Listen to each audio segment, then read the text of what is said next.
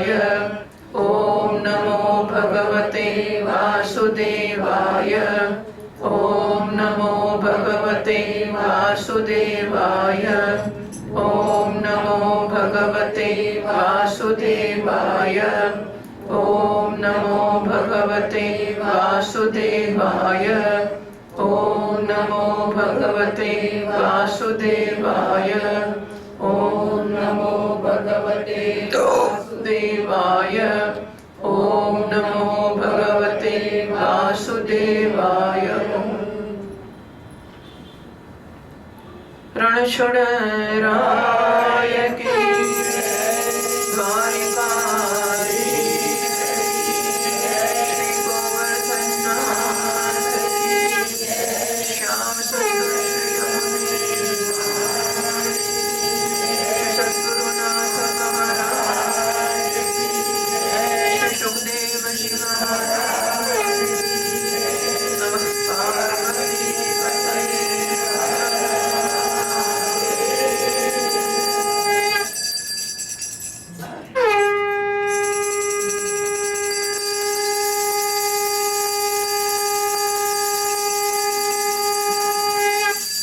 षष्ठोऽध्यायः।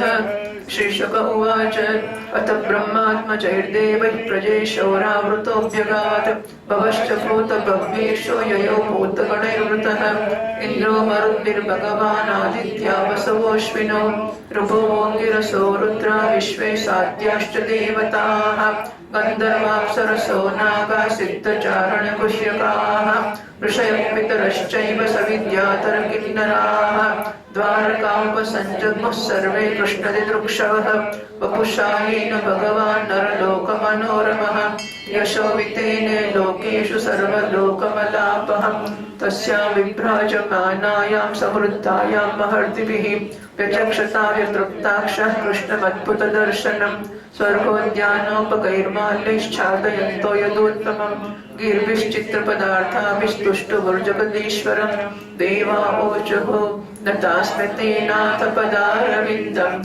बुद्धिन्द्रियप्राणमनोवचोभिः यच्चिन्तयन्तर्हृदि भावयुक्तैः मुमुक्षुभिः कर्ममयोरुपाशात् त्वं मायया त्रिगुणयात्मनि दुर्विभाव्यम् व्यक्तं सृजस्य वसिलुम्पसि तद्गुणस्थः नैतैर्भवानजितकर्म विरज्यते वै यस्मै सुखे व्यवहिते विरतो न वद्यः शुद्धिर्नृणां न तु तथैर्य दुराशयानां विद्याश्रुताध्ययनदानतपः क्रियाभिः सत्त्वात्मना वृषभते यशसि प्रवृद्ध सच्छ्रद्धया श्रवणसंवृतया यथा स्यात् स्यान्नस्तवाङ्घ्रिरशुभाशयतु मकेतुः क्षेमाय यो मुनिभिराट्रहृदो ह्यमानः यः सात्वतैः समविभूतय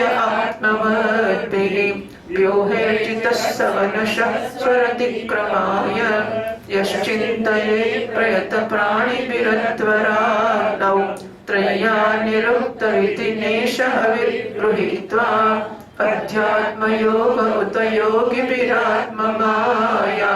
जिज्ञासुभिः परमभागवतैः परिष्टः पर्युष्टया तव विभो वनमालयेयम् संस्पर्धिनी भगवती प्रतिपत्निवच्छ्रीः यः सुप्रणीतममुयार्हणमप्तदन्नः भूयात् सदा नृरशुभाशय धूमकेतुः केतुस्त्रिविक्रमयुतस्त्रिपतत्पतापः यस्ते भयाभयकरोऽसुरदेव चम्बोः स्वर्गाय साधुषुखले श्वितराय भूमन् पादः पुनातु भगवन् अघम्नः न्यस्योतगाव इव यस्य वशे भवन्ति ब्रह्मादयस्तन्मृतो मितुरर्ध्यमानाः कालस्य ते प्रकृतिपूरुषयोः परस्य शन्नस्तनोतु चरणः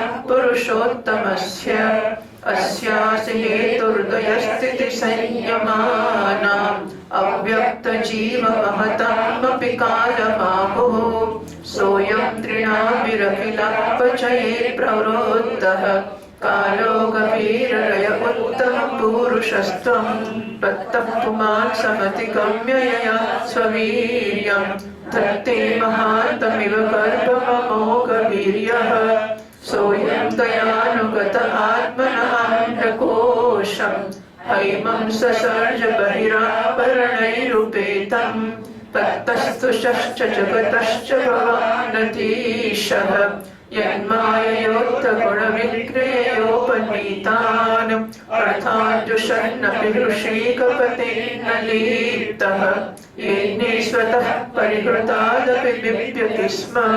स्मायावलोकलवदर्शितभावहारी भ्रूमण्डलप्रहितसौरतमन्त्रशौरैः पद्यस्तु षोडशसहस्रमनङ्गबाणैः यस्येन्द्रियं विमथितुं करणैर्न बिभ्यः बिभ्यस्तवामृतकथोदवहास्त्रिलोक्याः पादावनेजसरितशमलानि हन्तुम् आनुश्रवं श्रुतिभिरङ्गृजमङ्गसङ्गैः तीर्थद्वयं शुचिषदस्त उपस्पृशन्ति।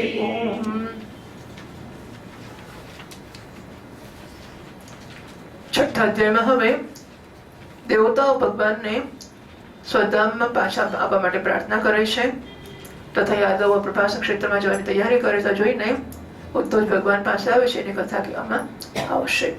શ્રી સુખદેવજી મહારાજ કહે છે, પરીક્ષિત, દેવશ્રી નારદ જ્યારે વસુદેવજીનો ઉપદેશ કરીને ચાલ્યા ગયા ત્યારે પોતાના પુત્ર સનકાદિઓ દેવતાઓ અને પ્રજાપતિઓ સાથે બ્રહ્માજી, ભૂતગણો સાથે સર્વેશ્વર મહાદેવજી અને મરુદગણો સાથે દેવરાજ ઇન્દ્ર દ્વારકા નગરીમાં આવ્યા। સાથે જ બધા આદિત્યગણ, 8 વસો, અશ્વિની કુમાર, ઋભુ, અંકિરા, નવોષજ ઋષિ, 11 રુદ્ર, વિશ્વદેવ, સત્યગણ, ગંધર્વ, અપ્સરાઓ, નાગ, સિદ્ધચારણ, ગુહ્યક ઋષિ, પિતૃ, વિદ્યાધર અને કિન્નર પણ ત્યાં પહોંચ્યા। આ લોકોના આગમનનો ઉદ્દેશ્ય હતો કે મનુષ્યના જેવો મનોહર વેશ ધારણ કરનાર અને પોતાના શ્યામ સુંદર વિગ્રહથી બધા લોકોના મન પોતાના તરફ ખેંચાનાર, પોતાનામાં રમણ કરાવી દેનાર ભગવાન શ્રી કૃષ્ણનું દર્શન કરવું। કારણ કે આ સમયે એમનો પોતાનો શિવ વિગ્રહ પ્રગટ કરીને એમણે એના દ્વારા ત્રણેય લોકોમાં પવિત્ર કીર્તનનો વિસ્તાર કર્યો છે જે સમસ્ત લોકોના પાપ તાપને હંમેશા માટે દૂર કરી દેશે। દ્વારકાપુરી બધા પ્રકારની સંપત્તિ અને ઐશ્વર્યથી સમૃદ્ધ તથા અલૌકિક દેદીપ્યમાન થઈ રહી હતી। ત્યાં આવીને બધા લોકોએ અનોખી છબીયુક્ત, સૌંદર્યયુક્ત ભગવાન શ્રી કૃષ્ણના દર્શન કર્યા।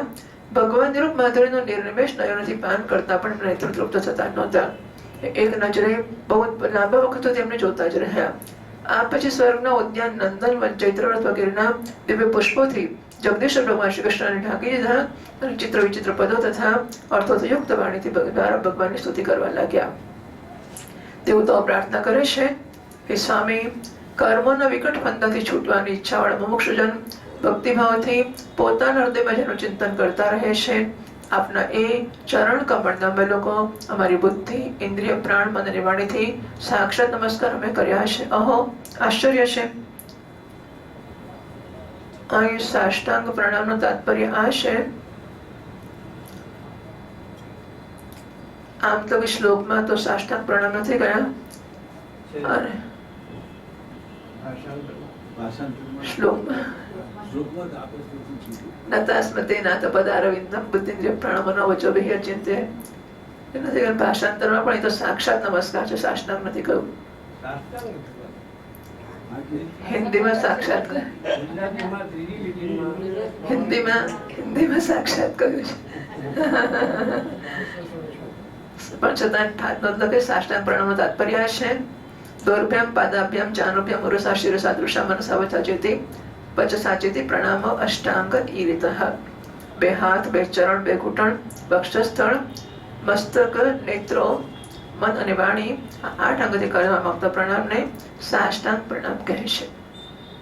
હજી તક આ બાહ્ય રજ વગેરે ગુણોમાં સ્થિત થઈને અચિંત્ય નામ રૂપાત્મક પ્રપંચની ત્રિગુણ મહિમા દ્વારા પોતાની જાતને પોતાની જ રચના કરો છો, પાલન કરો છો, સંહાર કરો છો।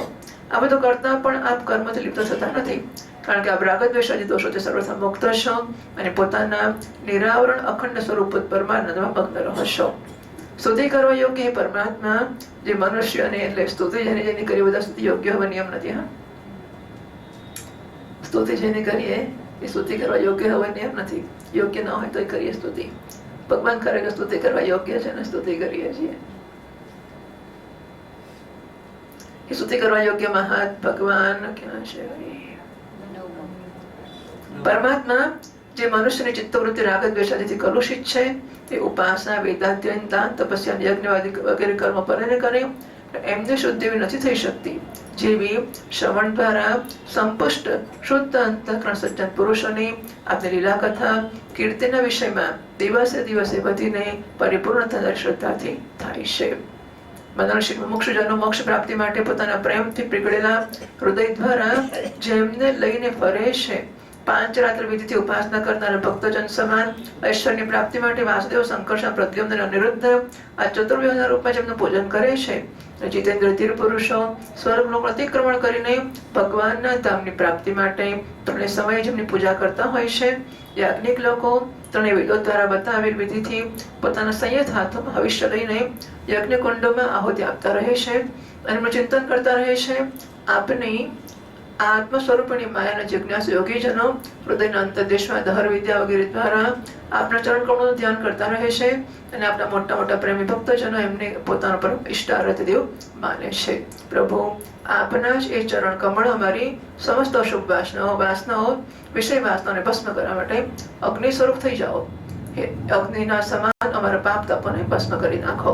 એ પ્રભુ, આ ભગવતી લક્ષ્મી આપના વક્ષસ્થળ પર મુરઝાયેલી વાસી વનમાળાની પણ સ્પર્ધા કે ઈર્ષા સપત્નની જેમ કરતી હોય છે, છતાં પણ આપ એની પરવા ન કરીને ભક્તો દ્વારા આ વાસી માળાથી પણ કરવામાં આવેલી પૂજાનો પ્રેમથી સ્વીકાર કરી લો છો.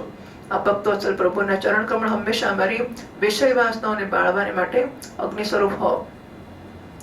હે અનંત, વામન અવતારમાં દૈત્યરાજ બલિની આપેલી પૃથ્વીને માપવાને માટે જ્યારે આપના પોતાનો ચરણ ઉઠાવ્યો હતો અને સત્યલોકમાં પહોંચી ગયો હતો, ત્યારે તેવું જણાતો હતો જાણે કોઈ મહાન મોટો વિજય ધ્વજ હોય. બ્રહ્માજીએ પખાળ્યા પછી એનાથી પડતી ગંગાજીના જળની 3 ધારાઓ એવી જણાતી હતી જાણે એમાં લાગેલ 3 પતાકાઓ ફરકી રહી હોય. એને જોઈને અસુરની સેના ભયભીત થઈ ગઈ હતી અને દેવ સેના નિર્ભય થઈ ગઈ હતી. આપણા ચરણ કમળ સાધુ સ્વભાવ પુરુષોને માટે આપના ધામ વૈકુંઠ લોકની પ્રાપ્તિનું અને દુષ્ટો માટે અધોગતિનું કારણ છે. એ ભગવાન, આપનો એ જ પાદ પદ્મ અમે ભજન કરનારાઓના બધા પાપ આપણે ધોઈને બહાવી દે. બ્રહ્મા વગેરે જેટલા પણ શરીરધારી છે એ સત્વ, રજસ, તમસ વગેરે 3 ગુણોના પરસ્પર વિરોધ ત્રિવિધ ભાવોની ટક્કરથી જીવતા મરતા રહે છે. એ સુખ દુઃખના થપેડાથી બહાર નથી અને ઠીક એવી રીતે આપના વશમાં છે જેમ નાથેલા બળદ પોતાના સ્વામીના વશમાં હોય છે. આપ એમને માટે કાળ સ્વરૂપ છો. એમના જીવનનો આદિ, મધ્ય અને અંત આપના અધીન છે. એટલું જ નહીં, આપ પ્રકૃતિને પુરુષથી પર સ્વયં પુરુષોત્તમ છો. આપના ચરણ કમળ અમારા લોકોનું કલ્યાણ કરો. હે પ્રભુ, આપ આ જગતની ઉત્પત્તિ સ્થિતિના પ્રલયના પરમ કારણ છો. કારણ કે શાસ્ત્રોએ કહ્યું છે કે આપ પ્રકૃતિ, પુરુષ અને મહત્તત્વને પણ નિયંત્રણ કરનાર કાળ છો. શીત, ગ્રીષ્મ અને વર્ષાકાળ રૂપ 3 નાભીઓ વાળા સંવત્સર રૂપમાં સર્વને ક્ષયની તરફ લઈ જનાર આપ કાળ છો. આપની ગતિ અબાધ અને ગંભીર છે. આપ સ્વયં પરમ પુરુષોત્તમ છો. આ પુરુષ આપણી પાસે શક્તિ પ્રાપ્ત કરીને અમોઘ વીર્ય થઈ જાય છે અને પછી માયા સાથે સંયુક્ત થઈને વિશ્વના મહત્તત્વ કર્મનું સ્થાપન કરે છે. આ પછી મહત્તત્વ ત્રિગુણમય માયાનું અનુસરણ કરીને પૃથ્વી, જળ, તેજ, વાયુ, આકાશ, અહંકાર અને મન રૂપ 7 આવરણો પાળો થઈને સુવર્ણવર્ણ બ્રહ્માંડની રચના કરે છે. આથી ઋષિકેશ, આપ સમસ્ત ચરાચર જગતના અધીશ્વર છો. આ જ કારણ છે કે માયાની ગુણ વિષમતાને કારણે બનનાર વિભિન્ન પદાર્થોનો ઉપભોગ કરતા પણ આપ એમાં લિપ્ત નથી થતા. એ કેવળ આપની જ વાત છે. આપના સિવાય બીજા તો સ્વયં એનો ત્યાગ કરીને પણ વિશ્વથી ડરતા રહે છે. આપ ભોગવો છો તો પણ એનાથી અલિપ્ત છો. બીજા લોકો દૂર રહે છે તો ચોંટેલા જ રહે છે. 16,000 થી વધારે રાણી આપની સાથે રહે છે. એ બધી પોતાની મંદ મંદ મુસ્કાન અને તીરછી ચિતવનથી યુક્ત મનોહર ભ્રમરોના ઈશારોથી અને સુરત આલાપોથી પ્રૌઢ સંમોહક કામ પણ ચલાવે છે અને કામ કરવાની વિવિધ રીતોથી આપના મનને આકર્ષિત કરવા ઈચ્છે છે. પણ છતાં પણ પોતાના પરિપુષ્ટ કામ પણ આપના મનને જરાક પણ ડગાવી શકતી નથી. અસફળ જ રહે છે. આપણે ત્રિલોકીની પરમ પાપ રાશિને ધોઈને બહાવી દેવા માટે બે પ્રકારની પવિત્ર નદીઓ રાખી છે, વહાવી છે. એક તો આપને અમૃતમય લીલાથી ભરેલી કથા નદી અને બીજી આપના પાદ પ્રક્ષાલનના જળથી ભરેલી ગંગા નદી. આજે સત્સંગ સેવી વિવેકીજનો કાનો દ્વારા આપની કથા નદીમાં અને શરીર દ્વારા ગંગા નદીમાં ડૂબકી લગાવીને બંને તીર્થોનું સેવન કરે છે અને પોતાના પાપ આપને દૂર કરે છે. 20 શ્લોકથી હવે વખતે દૂર નથી વધ્યો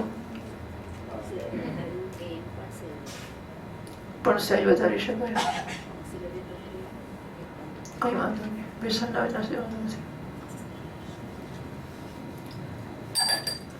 बादरायणिरुवाच इत्यभिष्टूय विभूतैः शेषशतधृतिर्हरिम् अभ्युभाषत गोविन्दं प्रणम्याम्बरमाश्रितः.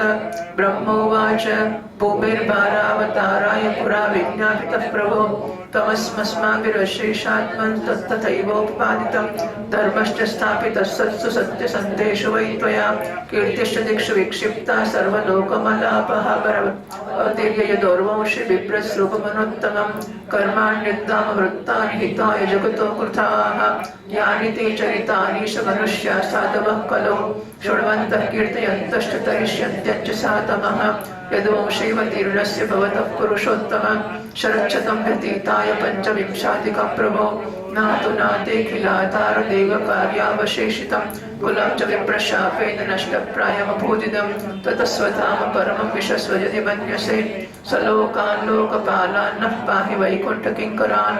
श्रीभगवानुवाच अवतारितमेतन्मे यदाथ विबुधेश्वर कृतं वः कार्यमखिलं भूमिर्भारोऽवतारितः दैतं यादवकुलं वीर्यशौर्यश्रियोद्धतं लोकं जिगृक्षद्रुद्धं मे वेल एव महार्णवः यद्य संहृतदृप्तानां यदूनां विपुलं कुलं कन्तास्मनेन लोकोऽयमुद्वेलेन विनङ्क्षति इदानीं नाश आरब्धः कुलस्य द्विजशापतः यास्यामि भवनं ब्रह्मणेतदन्ते तवानघ.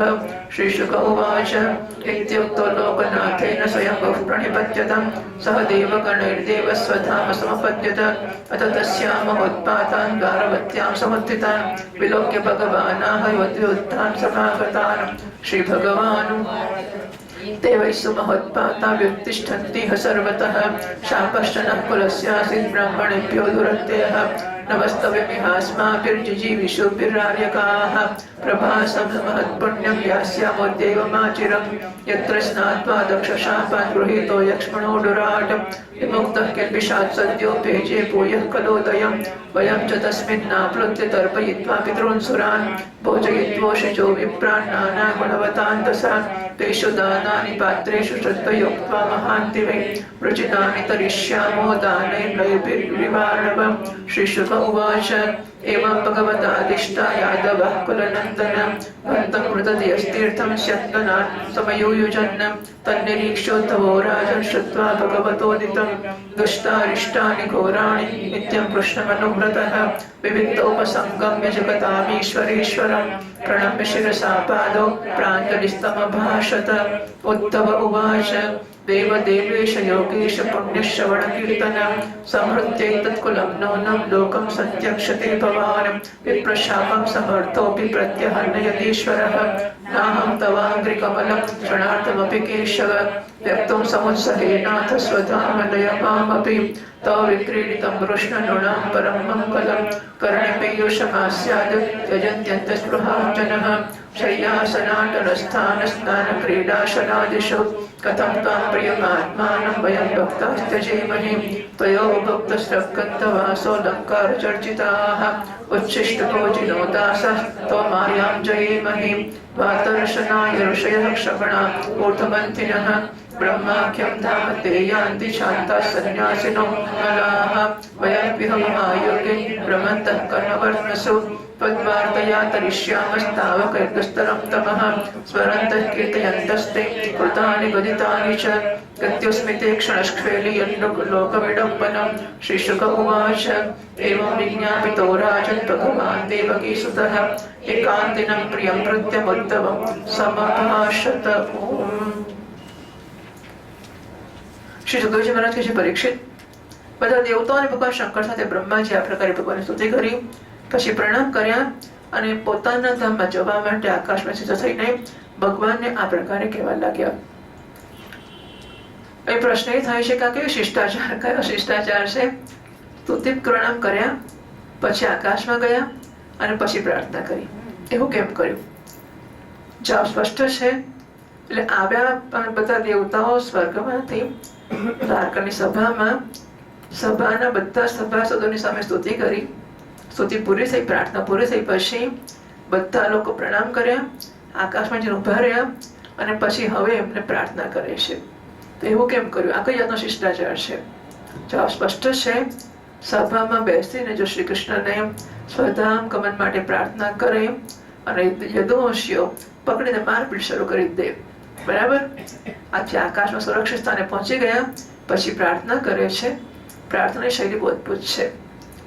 બ્રહ્માજી કહે છે, સર્વાત્મન પ્રભુ, પહેલા અમે લોકોએ આપને અવતાર લઈને પૃથ્વીનો ભાર ઉતારવા માટે પ્રાર્થના કરી હતી.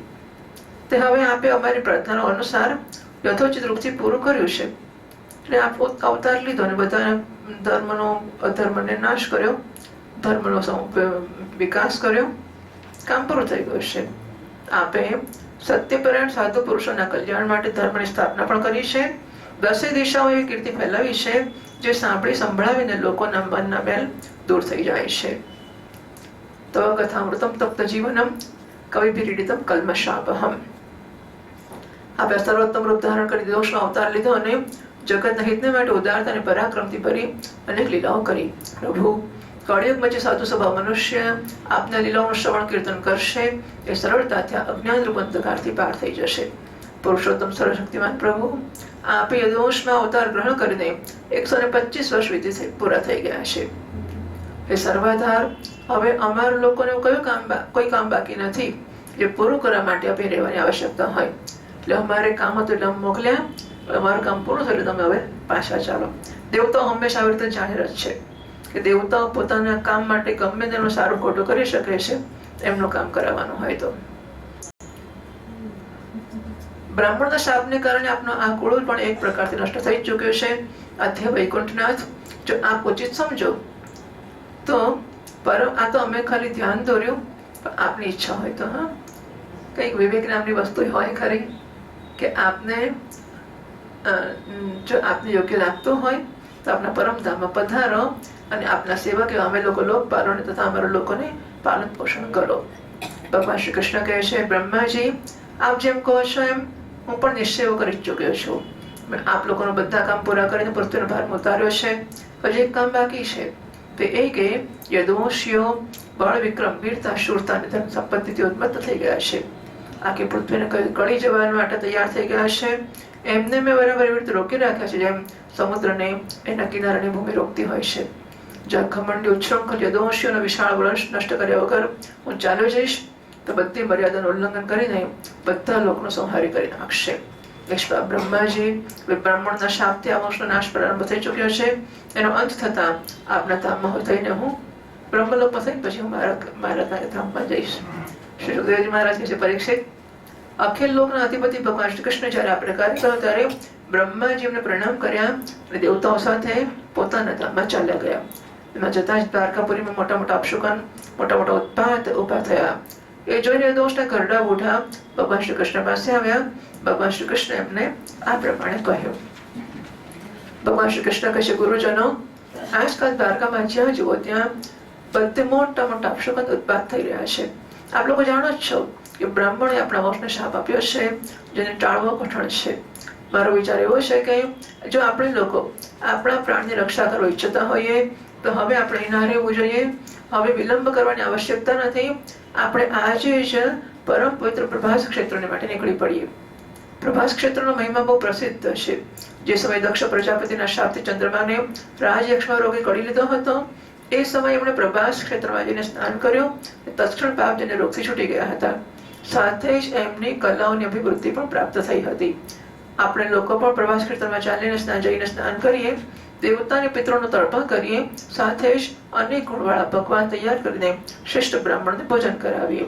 ત્યાં આપણે લોકો સત્પાત્ર બ્રાહ્મણોને બહુ શ્રદ્ધાથી મોટા મોટા દાન દક્ષિણા આપીશું અને આ પ્રકારે એમના દ્વારા મોટા મોટા સંકટો એવી રીતે પાર કરી જશું જેમ કોઈ જહાજ દ્વારા સમુદ્ર પાર કરી જાય. સુખદેવજી મહારાજ કહે છે, કુળનંદન, જ્યારે ભગવાન શ્રી કૃષ્ણ આ પ્રકારે આજ્ઞા આપી ત્યારે યદુવંશીઓ એક મતથી બધાનો નિશ્ચય સરખો જ હતો. એક મતથી બધાએ નક્કી કર્યું કે ચાલો પ્રભાસ જઈશું. રથ જોડવાને સજાવવા લાગ્યા. પરીક્ષિત ઉદ્ધવજી ભગવાન શ્રી કૃષ્ણ મોટા પ્રેમી અને સેવક હતા. એમણે જ્યારે યદુવંશી યાત્રાની તૈયારી કરતા જોયા, ભગવાનની આજ્ઞા સાંભળી, અત્યંત ગૌરવ શુકન જોયા, ત્યારે એ જગતના એકમાત્ર અધીશ્વર ભગવાન શ્રી કૃષ્ણ પાસે એકાંતમાં ગયા, એમના ચરણોમાં મસ્તક રાખ્યું અને પ્રણામ કર્યા, હાથ જોડીને આ પ્રકારે પ્રાર્થના કરવા લાગ્યા. ઉદ્ધવજી કહે છે, યોગેશ્વર, આપ દેવાથી દેવોના પણ અધીશ્વર છો. આપની લીલાઓના શ્રવણ કીર્તનથી જીવ પવિત્ર થઈ જાય છે. આપ સર્વશક્તિમાન પરમેશ્વર છો. આપ જો ઈચ્છો તો બ્રાહ્મણોના શાપને દૂર કરી શકો છો, પણ આપ એવું ના કર્યું. આ તો હું સમજી ગયો છું કે હવે આપ યદુવંશનો સંહાર કરીને એને સમેટીને અવશ્ય જ આ લોકનો પરિત્યાગ કરી દેશો. પરંતુ માકડિયા વાળની લટોવાળા હે શ્યામ સુંદર અડધી ક્ષણને માટે પણ આપના ચરણ કમળોના ત્યાગની વાત વિચારી શકતો નથી. મારું જીવન સર્વસ્વ, હે મારા સ્વામી, આપ મને પણ આપના ધામમાં લઈ જાઓ. હે પ્યારા કૃષ્ણ, આપને એક એક લીલા મનુષ્યને માટે પરમ મંગળમય અને કાનોને માટે અમૃત સ્વરૂપ છે. જેણે એકવાર રસનો ચસ્કો લાગી ગયો છે, એના મનમાં ફરીથી બીજી કોઈ વાતને માટે લાલસા જ રહેતી નથી. પ્રભુ, અમે તો ઉઠતા બેસતા સૂતા જાગતા હરતા ફરતા આપની સાથે જ રહીએ છીએ. અમે આપની સાથે સ્નાન કર્યું છે, ખેલ ખેલ્યા છે, ભોજન કર્યું છે. કેટલું ગણાવું, મારી એક એક ચેષ્ટા આપની સાથે જ થતી રહી છે. આપ મારા પ્રિયતમ છો, બીજું તો શું, આપ મારો આત્મા છો. આવી સ્થિતિમાં આપના પ્રેમી ભક્તને આપ કેવી રીતે છોડી શકો છો? અમે આપની ધારણ કરેલી માળા પહેરી, આપના લગાવેલા ચંદનને લગાવ્યો, આપના ઉતારેલા વસ્ત્રો પહેર્યા અને આપના ધારણ કરેલા અલંકારોથી મારી જાતને મેં સજાવી હતી. હું આપનો એઠો ખાનારો સેવક છું. આથી હું આપની માયા પર અવશ્ય વિજય પ્રાપ્ત કરી લઈશ. આથી પ્રભુ, મને આપની માયાનો ડર નથી. ડર છે તો કેવળ એટલો કે આપનો વિયોગ થઈ જશે. હું જાણું છું કે જાણું છું કે માયાને પાર કરવાની બહુ કઠણ છે. મોટા મોટા ઋષિ મુનિ દિગંબર થઈને આજીવન નૈષ્ઠિક બ્રહ્મચર્યનું પાલન કરે છે અને અધ્યાત્મિક વિદ્યા માટે અત્યંત પરિશ્રમ કરે છે.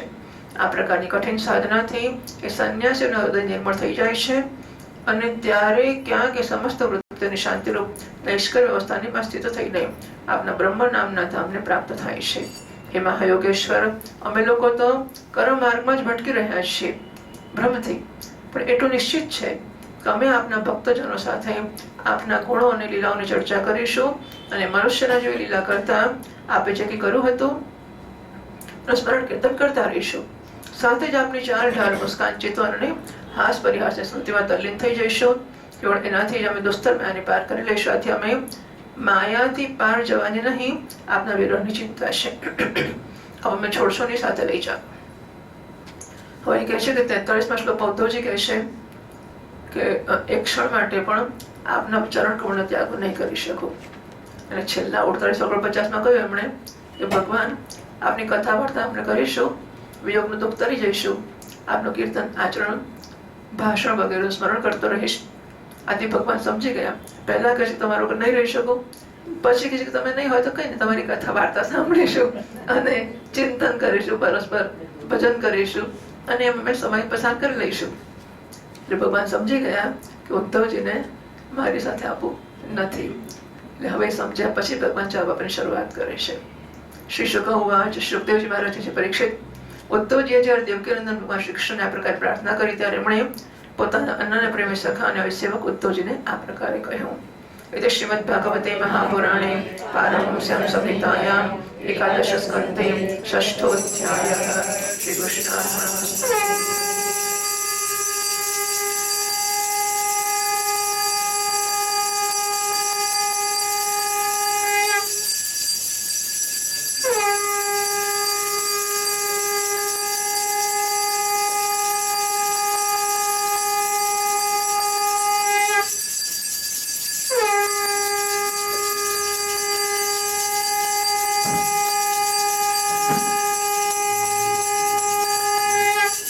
सप्तमोऽध्यायः. श्रीभगवानुवाच यदा तमा महाभागतच्चिकीर्षितमेव मे ब्रह्मा भवो लोकपालः सर्वां सम्यक् विकाङ्क्षिणः मया निष्पादितं यत्र देवकार्यमशेषतः यदर्थमवतीर्णः अंशेन ब्रह्मणार्थितः कुलम्बैशापनिर्दग्धं नक्ष्यन्त्यन्यो न विग्रहात् समुद्रसप्तमेघ्नेतां पुरीं च प्लावयिष्यति यहि व्याहमया त्यक्तो लोको यन्नष्टमङ्गलः भविष्यत्य चिरात् साधो कलिनापि निराकृतः नवस्तव्यं त्वयैवेह मया त्यक्ते महीतले जनो धर्मरुचिर्भद्र भविष्यति कलौ युगे तं तु सर्वं परित्यज्य स्नेहं स्वजनबन्धुषु मय्यावेश्य मनः सम्यक् समदृग्विचरस्वगां यदि तं मनसा वाचा चक्षुर्भ्यां श्रवणादिभिः नश्वरं गृह्यमाणं च विद्धि माया मनोमयं पुंसो युक्तस्य नानार्थ ब्रह्मस्य गुणदोषभाग कर्मा कर्म विकर्मेति गुणदोषतयोभिधान् तस्मात् युक्तेन्द्रियग्रामयुक्तचित्तैदं जगत् आत्मनीक्षस्व विततम् आत्मानं यतीश्वरे ज्ञानविज्ञानसंयुक्त आत्मभूतशरीरिणाम् आत्मानुभवतुष्टात्मानान्तरायर्विहन्यसे दोषबुद्ध्युपयातीतो निषेधान्न निवर्तते गुणबुद्ध्या च विहितं न करोति यथार्पकः सर्वभूतसर्वच्छान्तो ज्ञानविज्ञाननिश्चयः पश्यन्मदात्मकं विश्वं न विपद्येत वै पुनः। ओम। सातमा अध्यायમાં હવે અવધૂત ઉપાખ્યાન પૃથ્વીથી લઈને કબૂતર સુધીના 8 ગુરુની કથા કહેવામાં આવશે. એટલે ઉદ્ધવ ગીતા શરૂ થાય છે. હવે ભગવાન શ્રી કૃષ્ણ કહે છે, મહાભાગ્યવાન ઉદ્ધવજી, તમે મને જે કંઈ કહ્યું એ કરવા હું ઈચ્છું છું. બ્રહ્મા શંકર ઇન્દ્રાજી લોકપાલ પણ હવે એ જ ઈચ્છે છે કે હું આ લોકમાં જ એમના લોકમાં થઈને મારા ધામમાં ચાલ્યો જાઉં. પૃથ્વી પર દેવતાઓને જેટલા કામ કરવાના હતા બધા હું પૂરા કરી ચૂક્યો છું. આ કામ માટે બ્રહ્માજીની પ્રાર્થનાથી મેં બલરામજી સાથે અવતાર લીધો હતો. હવે આ દોષ જે બ્રાહ્મણનો શાપથી ભસ્મ થઈ ચૂક્યો છે, પારસ્પરિક ફૂટ અને યુદ્ધથી નષ્ટ થઈ જશે. આજથી 7મા દિવસે સમુદ્ર પૂરી દ્વારકાને ડૂબાડી દેશે. પ્યારા ઉદ્ધવ, જે ક્ષણે હું મર્ત્યલોકનો પરિત્યાગ કરી દઈશ એ જ ક્ષણે એના બધા મંગળો નષ્ટ થઈ જશે. થોડાક દિવસોમાં પૃથ્વી પર કળિયુગની બોલબાલા થઈ જશે. હું જ્યારે પૃથ્વીનો ત્યાગ કરીશ ત્યારે તમે એના પર ના રહેશો, કારણ કે સાધુ ઉદ્ધવ, કળિયુગમાં મોટા ભાગના લોકોની રુચિ અધર્મમાં થશે. હવે તમે તમારા આત્મીય સ્વજન અને બંધુ બાંધવોના સ્નેહ સંબંધને છોડી દો. ત્વમ તો સર્વં પરિત્યજ્ય. હા, 6ઠા શ્લોકમાં ત્વમ તો સર્વં પરિત્યજ્ય સ્નેહ સ્વજન બંધુષુ મયી આવેશ્ય મનઃ સમ્યક સમદુઃખ વિચરસ્વગામ. બધાનો સંબંધ છોડી દો તમે અને અનન્ય પ્રેમથી મારામાં પોતાનું મન લગાવીને સમદૃષ્ટિથી પૃથ્વીમાં સ્વચ્છંદ વિચરણ કરવાનું શરૂ કરો. આ જગતમાં જે કંઈ મનથી વિચારી શકાય છે, વાણીથી કહી શકાય છે, નેત્રોથી જોઈ શકાય છે, શ્રવણ વગેરે ઇન્દ્રિયો દ્વારા અનુભવી શકાય છે, બધું નાશવાન છે. સ્વપ્નની જેમ મનનો વિલાસ છે, આથી માયા માત્ર છે, મિથ્યા છે એવું સમજી લો. જે પુરુષનું મન અશાંત છે, અસંયત છે, એ ગાંડાની જેમ અનેક વસ્તુઓને દેખાય છે. વાસ્તવમાં જે દેખાય છે ચિત્તનો ભ્રમ છે.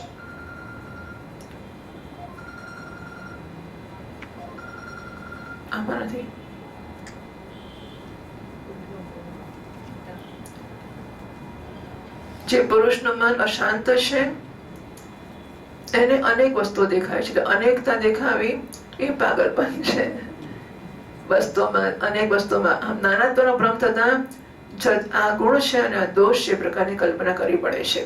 જેની બુદ્ધિમાં ગુણ દોષના ભેદ બેસી ગયા છે, દૃઢમૂળ થઈ ગયા છે, એને માટે કર્મ, અકર્મ અને વિકર્મ રૂપ ભેદનું પ્રતિપાદન થયું છે. એટલે શાસ્ત્રોએ જે કર્મનું નિરૂપણ કર્યું છે એ એવું નથી કે જે માણસ જન્મ્યા માટે કર્મ કરવું જોઈએ. જેના મનમાં અનેકતા કે ભેદ અને દ્રઢમૂળ ખ્યાલ બેઠેલા છે કે હું ભિન્ન છું, જગત ભિન્ન છે, ઈશ્વર ભિન્ન છે, જીવ ભિન્ન છે, ભેદનો ખ્યાલ અત્યંત દૃઢ છે, એને માટે આ કર્મ છે. એવું નથી કે માણસ જન્મે એના માટે કર્મ છે. કર્મ એટલે વિહિત કર્મ, અકર્મ એટલે વિહિત કર્મનો લોપ અને વિકર્મ એટલે નિષિદ્ધ કર્મ. આથી ઉદ્ધવ, પહેલા તમે તમારી સમસ્ત ઇન્દ્રિયોને વશમાં કરી લો, એને લગામ પોતાના હાથમાં લઈ લો અને કેવળ ઇન્દ્રિયોને જ નહીં ચિત્તની સમસ્ત વૃત્તિઓને પણ રોકી લો અને પછી અનુભવ એવો કરો કે આખું જગત તમારા પોતાના આત્મામાં જ વિસ્તાર પામેલું છે અને આત્મા હું સર્વાત્મા ઇન્દ્રિયાતીત બ્રહ્મ સાથે એક છે, અભિન્ન છે. વેદનું મુખ્ય તાત્પર્ય જ્યારે નિશ્ચયરૂપ જ્ઞાન અને અનુભવરૂપ વિજ્ઞાન, બરાબર? તો જ્ઞાન અને વિજ્ઞાન બે શબ્દો વપરાતો હોય ત્યારે જ્ઞાન ને પરોક્ષ જ્ઞાન અને વિજ્ઞાન એટલે અનુભવજન્ય જ્ઞાનની વાર્તા કરતા હોય છે. સારી રીતે સંપન્ન થઈને તમે તમારા આત્માના અનુભવમાં જ આનંદમગ્ન રહો અને સંપૂર્ણ દેવતા આદિ શરીરધારીઓના આત્મા થઈ જશો. આથી કોઈ પણ વિઘ્નથી તમે પીડિત નહીં થઈ શકો, કારણ કે એ વિઘ્નો અને વિઘ્ન કરનારાના આત્મા પણ તમે જ હશો.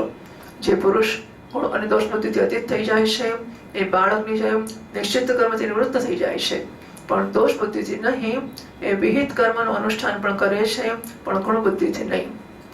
એટલે આપણે જ્યારે કીડીને કે મંકોડાને ના મારી નાખીએ તો એ પાપ લાગશે એવી ચિંતા છે આપણને, માટે નથી મારતા.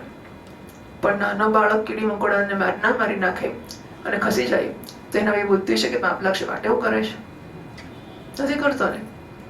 અને આપણે ચકલીને ખવડાવીએ, કાગડાને ખવડાવીએ તો પુણ્ય થશે એ બુદ્ધિથી ખવડાવીએ છીએ. નાનો છોકરો પોતાના ભાગનું બિસ્કિટ કાઢી લે, ખવડાવી દે તો પુણ્ય થશે એટલે ખવડાવે છે, બરાબર. પણ નાનું બાળક પુણ્ય ને પાપના ખ્યાલ વગર જે શુભ અશુભ કર્મો કરે છે, મહાપુરુષે કર્મો કરે છે, એ પણ કર્મ જીવે છે એટલે કર્મ તો કરે છે, પણ બાળકની જેમ એનામાં પણ પુણ્ય ને પાપની બુદ્ધિ નથી, જે સંસ્કાર છે પ્રમાણે ચાલે છે. યથાર્ભક, અર્ભક એટલે બાળક.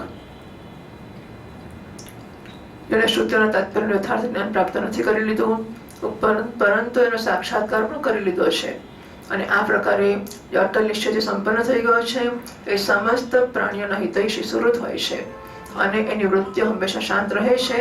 સમસ્ત પ્રતીયમાન વિશ્વને મારું સ્વરૂપ, આત્મ સ્વરૂપ જુએ છે.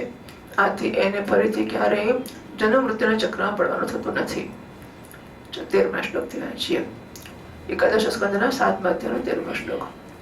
श्री शुक उवाच इत्यादिष्टो भगवता महाभागवतो नृप उत्तमपणि प्रत्याह तत्त्वजिज्ञासुरच्युतम् उद्धव उवाच योगेश योगविन्यास योगात्मन्योग सम्भव निष्क्रियसाय मे प्रोक्तस्त्यागस्तन्न्यासलक्षणः त्यागोऽयं दुष्करो भूमन् कामानां विषयात्मभिः सुतरां त्वयि सर्वात्मन्न भक्तैरिति मे मतिः सोऽहं ममाहमिति मूढमतिर्विघाटः त्वन्मायया विरचितात्मनिशानुबन्धे तत्त्वञ्जसा निगदितं भवता यथाहं संसादयामि भगवन्ननुषादिभृत्यं सत्यस्य ते स्वदृश आत्मन आत्मनोऽन्यं वक्तारमीश विबुधेष्वपि नानुचक्षे सर्वे विमोहितधियस्तव माययेमे ब्रह्मादयस्तनुभृतो बहिरर्थभावाः तस्मात् भवन्तमनवद्यमनन्तपारं सर्वज्ञमीश्वरमकुण्ठविकुण्ठधिष्ण्यं निर्विण्णतीरहमहभृजिनापितप्तः नारायणं नरसकं शरणं प्रपद्ये. શ્રી સુખદેવજી મહારાજજી પરીક્ષિત ભગવાન શ્રી કૃષ્ણ જ્યારે આ પ્રકારે આદેશ આપ્યો ત્યારે ભગવાનના પરમ પ્રેમ ઉદ્ધવજીને પ્રણામ કર્યા અને તત્વજ્ઞાનની પ્રાપ્તિની ઈચ્છાથી પ્રશ્ન કર્યો. ઉદ્ધવજી પૂછે છે, ભગવાન આપ જ સમસ્ત યોગ્યોની ગુપ્ત પૂંજી છો, યોગોના કારણ છો, યોગેશ્વર છો. આપ જ સમસ્ત યોગોના આધાર છો, એમના કારણ યોગ સ્વરૂપ પણ છો. આપે મારા પરમ કલ્યાણને માટે સંન્યાસ રૂપ ત્યાગનો ઉપદેશ કર્યો. ભગવાને કહ્યું ઉદ્ધવને, તમ તો સર્વ પરિત્યજ્ય સ્નેહ સ્વજન બંધુષુ, તારા બધા સ્વજનો સ્નેહ્ય બધા માટેનો સ્નેહનો તો ત્યાગ કરી દે, બીજા બધાનો પણ ત્યાગ કરી દે.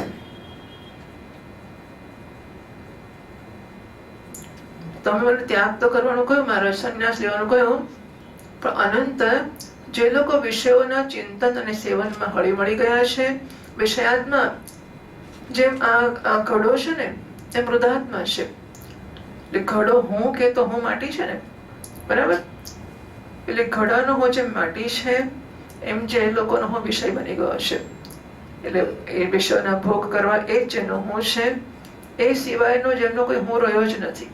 વિષયાત્મા જે બની ગયા છે, વિષયના ભોગ કરતા કરતા, એવા લોકો માટે વિષયના ભોગો અને કામનાઓનો ત્યાગ અત્યંત કઠિન છે. એ કલ્પના જ ના આવે કે ખાવા પીવાનું, મીઠાઈઓ નહીં ખાવાની, ફરસાણ નહીં ખાવાના, દાળ ભાત શાક જ ખાવાના. મને લાગે છે કે મોટા ભાગના કે કદાચ બધા જ લોકો માટે આ બધી વસ્તુઓ અઘરી જ હશે. કોઈક હશે જે મળે તે ચલાવી શકતા હશે, પણ મોટા ભાગના લોકોને કલ્પના જ ના આવે કે આપણે ફિક્કું ખાવાનું ખાઈ લઈએ અને નાનું મોટું થોડું ખાધું ના ખાધું અને પેટ ભરાય જેટલું જ ખાઈને છૂટા થઈ જઈએ. આ વસ્તુ લોકોની કલ્પના જ બહાર હશે. વાતો કરે ખરા પણ જીવમાં અંજય કાં તો અંજય કરતા હશે.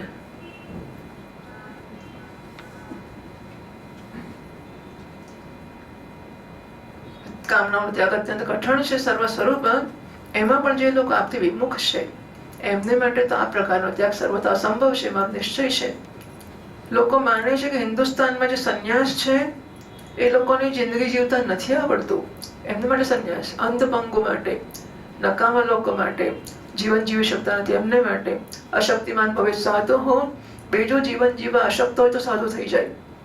એટલે આપણે ત્યાં પણ એવું આ તો બધા વિદેશી લોકો માનનારા છે, પણ આપણા લોકો પણ એવું માનનારા ખરા કે સાધુ થવા એટલે જેનામાં બધી જીવનના ભોગ ભોગવવાની શક્તિ હોય કે સાધુ થવાની જરૂર નથી. આ તો જે ના ભોગવી શકે નકામા હોય બધા એ બધું સાધુ થઈ જાય. અથવા તો ઇટ્સ અનનેચરલ લાઈફ. માનો કે સ્વસ્થ શરીર હોય અને સ્વસ્થ શરીર હોવા છતાં જો એ સંન્યાસ લેતો હોય તો he is living an unnatural life. Natural life એટલે સ્વાભાવિક જીવન તો એ જ છે કે માણસ બધી ઇન્દ્રિયોના ભોગો ભોગવે અને પ્રસન્ન રહે. આ સ્વાભાવિક જીવન છે. જો માણસ એનાથી જુદું જીવતો હોય તો એ અબનોર્મલ છે, અનનેચરલ છે. એવું મોટા ભાગના લોકો અને મોટા ભાગના ફિલોસોફર્સ બધા જ માનતા હોય છે. સાધુઓ કહેવાતા અને મોટા નામ પ્રાપ્ત કરતા લોકો પણ આવું બધું જાત જાતનું માનતા હોય છે. પ્રભુ, હું આ છું અને આવો છું. મારી બુદ્ધિ એટલી મૂળ થઈ ગઈ છે કે આ હું છું અને આ મારું છે. આ ભાવથી હું આપની માયાના ખેલ, શરીર અને શરીરના સંબંધીઓ, સ્ત્રી, પુત્ર, ધન વગેરેમાં ડૂબેલો જ રહું છું. આથી હે ભગવાન, આપે જે સંન્યાસનો ઉપદેશ કર્યો છે એનો તત્વ મને સેવકને પ્રકારે સમજાવો, સરળતાથી એનું સાધન કરી શકું. હે મારા પ્રભુ, આપ ભૂત, ભવિષ્ય, વર્તમાન અને ત્રણેય કાળોથી અભાજિત એક રસ સત્ય છો. આપ બીજા દ્વારા પ્રકાશિત નહીં, સ્વપ્રકાશ આત્મ સ્વરૂપ છો. પ્રભુ, હું સમજુ છું કે મારે માટે આત્મ તત્વનો ઉપદેશ કરનાર આપના સિવાય દેવતાઓમાં પણ કોઈ નથી. બ્રહ્મા વગેરે જેટલા મોટા મોટા દેવતાઓ છે આ બધી પણ અગત્યની વસ્તુઓ હોય છે કે એક શ્રદ્ધા હોય અને વ્યક્ત કરવામાં આવે કે તમે અને તમે જ મારા ઉપદેશતા છો. નહીં તો હંમેશા એ પ્રકારનો અંદર ચાલ્યા જ કરતું હોય છે કે જોઈએ આવે તો ઠીક છે, નહીં તો બીજા ક્યાં છે, ખોટ પડી છે. હજારો સાધુ હશે. આ બધી વસ્તુઓથી કેવી રીતે લોકો ગોઠવી શકે છે મને સમજ નથી પડતી. હા, લોકો ગોઠવી શકતા હોય છે. પછી એ મોક્ષને માટે નહીં હોય, વ્યવહાર માટે હશે, અથવા તો બીજા જે એમની સમજવાનો જે હેતુઓ હોય તે, કે બધા આશ્રમ એટલે બધી જગ્યાએ પેલા લાઈફ મેમ્બરશીપ હોય ને, એટલે જ્યાં જાત્રા જઈએ તેમને રહેવા મળે એમને ત્યાં. આવું બધું હોય છે કેટલીક સંસ્થાઓમાં. હવે એવું મારે તો કઈ કહેવાની જરૂર નથી. પણ જુદા જુદા કારણોથી જુદા જુદા મહાત્માઓ, સાધુઓ, સંસ્થાઓ સાથે લોકો સંબંધિત હોય છે અને બધે ઘણા સંબંધ ધરાવતા હોય, ગાઢ સંબંધ ધરાવતા હોય. દરેક સાધુને એવું લાગે કે મારો પ્રિયમાં પ્રિય ચેલો છે, હા, અને મારો જ મારો ની મારો જ ચેલો છે. પણ 25 જગ્યાએ 25 એવું લાગે કે મારો જ છે. એવી કુશળતાથી લોકો સંબંધો રાખી શકતા હોય છે. કેમ રાખતા હશે મને સમજ જ નથી પડતી. અને શું મેળવ, અને એવું એનાથી શું મેળવવા ઈચ્છતા હશે. સાધક કે જિજ્ઞાસુ હોય તો આ ધંધો નાશ કરી શકે. લોકો બધા મારા ખિસ્સામાં છે, હવે પહેલો ફોન મને કરે, આવી ગયો છું ગામમાં, અને દે આર હેપી કે મને બોલાવે છે અને ફોન કરે છે. આવું બધું તો કઠોપનિષદમાં અને ગીતામાં ને બધા જ જગ્યાએ કહેવામાં આવ્યું, વક્તા ચ અસ્ય તાદૃ અન્યો ન લભ્યઃ. નચિકેતા કહે છે આનો વક્તા તમારા જેવો બીજો નહીં મળે, તમારી પાસે જ સાંભળવો છે. અર્જુને ભગવાને કહ્યું બુદ્ધો શરણમાં નીચે, બુદ્ધિના શરણમાં જા. કે ના, ઈશ્વર સર્વભૂતાનાં હૃદયે તિષ્ઠતિ ભાવેન સર્વભૂતાનિ સંયંત્રારૂઢાનિ માયા. તમેવ શરણં ગચ્છ, ઈશ્વરના શરણે જા. કે ના, નહીં જવું. મામેકમ શરણં વ્રજ. કે હા, એ મને ફાવશે. બરાબર. એટલે બધા શાસ્ત્રોમાં બહુ સ્પષ્ટ રીતે આ વસ્તુઓ વ્યક્ત થઈ હોય છે કે જ્યારે વિદ્યાર્થી આવે ત્યારે એ શિક્ષકને પસંદ કરવા માટે કેટલો વખત બગાડે એટલો બગાડે, ત્યાં સુધી બધે ફરે જે કરવું હોય તે કરે. પણ એકવાર એને નક્કી કરવું પડે. લોકો તો દર્શન સુદ્ધા નક્કી નથી હોતું, ફિલોસોફી પણ, કે વેદાંત જેવું કશું નહીં, એમાં ગમે તે ચાલે.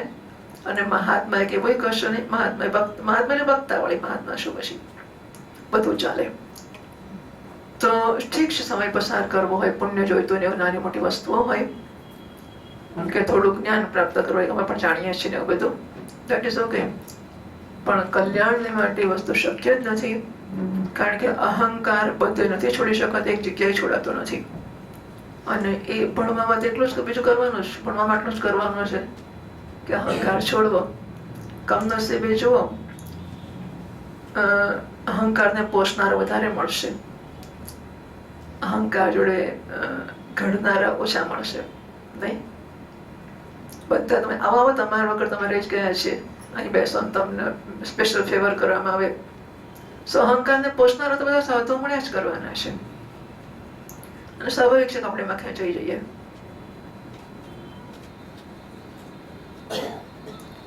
આપના સિવાય કોઈ દેવતાઓને ઉપદેશ નથી કરી શકે એવા બ્રહ્મા વગેરે જેટલા મોટા મોટા દેવતાઓ છે, બધા જ શરીરના અભિમાની હોવાને કારણે આપને માયાથી મોહિત થઈ ગયા છે. એમની બુદ્ધિ માયાના વશમાં થઈ ગયેલી છે. આ જ કારણ છે કે ઇન્દ્રિયોથી અનુભવ કરવામાં આવતા બહારના વિશ્વને સત્ય માને છે. આથી મને તો આપ જ ઉપદેશ કરો.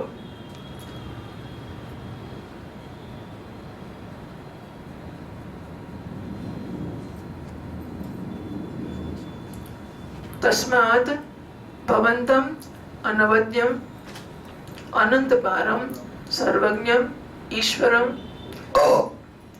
અકુંઠ વિકુંઠ ધિષ્ણ્યમ નિર્વિણ્નધિ અહમોહ વૃજિન અભિતપ્તઃ નારાયણમ નરસકમ શરણમ પ્રપદ્યે કાર્પણ્ય દોષોપહત સ્વભાવઃ પૃચ્છામિ તામ ધર્મ સંમૂઢચેતઃ. અર્જુને ભગવાનની શરણાગતિ સ્વીકારી હતી, એ ઔદ્ધવની શરણાગતિ છે. તસ્માત તેથી ભવંતમ આપ કેવા છો? અનવદ્ય અનંતપાર, અનવદ્ય નિર્દોષ, અનંતપારમ દેશકાળથી અપરિચ્છિન્ન, સર્વજ્ઞ આપ સર્વજ્ઞ છો, ઈશ્વર સર્વશક્તિમાન છો, અકુંઠ વિકુંઠ ધિષ્ણ્ય આપ અવિનાશી છો, વૈકુંઠ લોકના નિવાસ કરનારા છો, નારાયણ નરસખમ. આ બધી વિભક્તિઓ કઈ છે ખબર પડી? બીજી વિભક્તિઓ છે બધી. આપના શરણે છું. કેવા છો આપ? એના વિશેષણો કયા? આપ નારાયણ છો, નરના સખા છો, એવા આપના શરણે હું આવું છું. આ બધું આપનું વર્ણન થયું. શરણે આવનારો હું કેવો છું? નિર્વિણ્ધિ, મારી બુદ્ધિ નિર્વેદ પ્રાપ્ત કરેલી છે. નિર્વેદ શબ્દ આવે છે કઈ જગ્યાએ? પરીક્ષિલોકાન કર્મચિતાન બ્રાહ્મણો નિર્વેદ માયાદ નાસ્ત્ય કૃત કૃતેન. ઉપનિષદનો મંત્ર છે આ જગ્યાને માટેનો જ, કે કર્મથી પ્રાપ્ત થતા લોકોની પરીક્ષા કરીને બ્રાહ્મણ કે ચિંતનશીલ મનુષ્ય નિર્વેદ કે વૈરાગ્ય પ્રાપ્ત કરે. નાસ્ત્ય કૃત, નિત્ય વસ્તુ સંસારમાં નથી. કેમ કૃતેન કર્મણા? તો કર્મની જરૂર શી છે? નિર્વેદ માયા, નિર્વેદ એટલે વૈરાગ્ય પ્રાપ્ત કરે. એ હું વૈરાગ્ય પ્રાપ્ત કરું. નિર્વેદના નિર્વેદનો છે કર્મણીભૂત કૃદંત પાસ પેસિવ પાર્ટિસિપલ નિર્વેદઃ અહમ. નિર્વેદ પામેલો હું, વૃજિનાભિતપ્તઃ હું દુઃખોના દાવાગ્નિથી પડેલો છું. એવો હું. હવે આ દુઃખોના દાવાગ્નિ એવું કઈ જરૂરી નથી કે દુઃખો હોય જ હોય.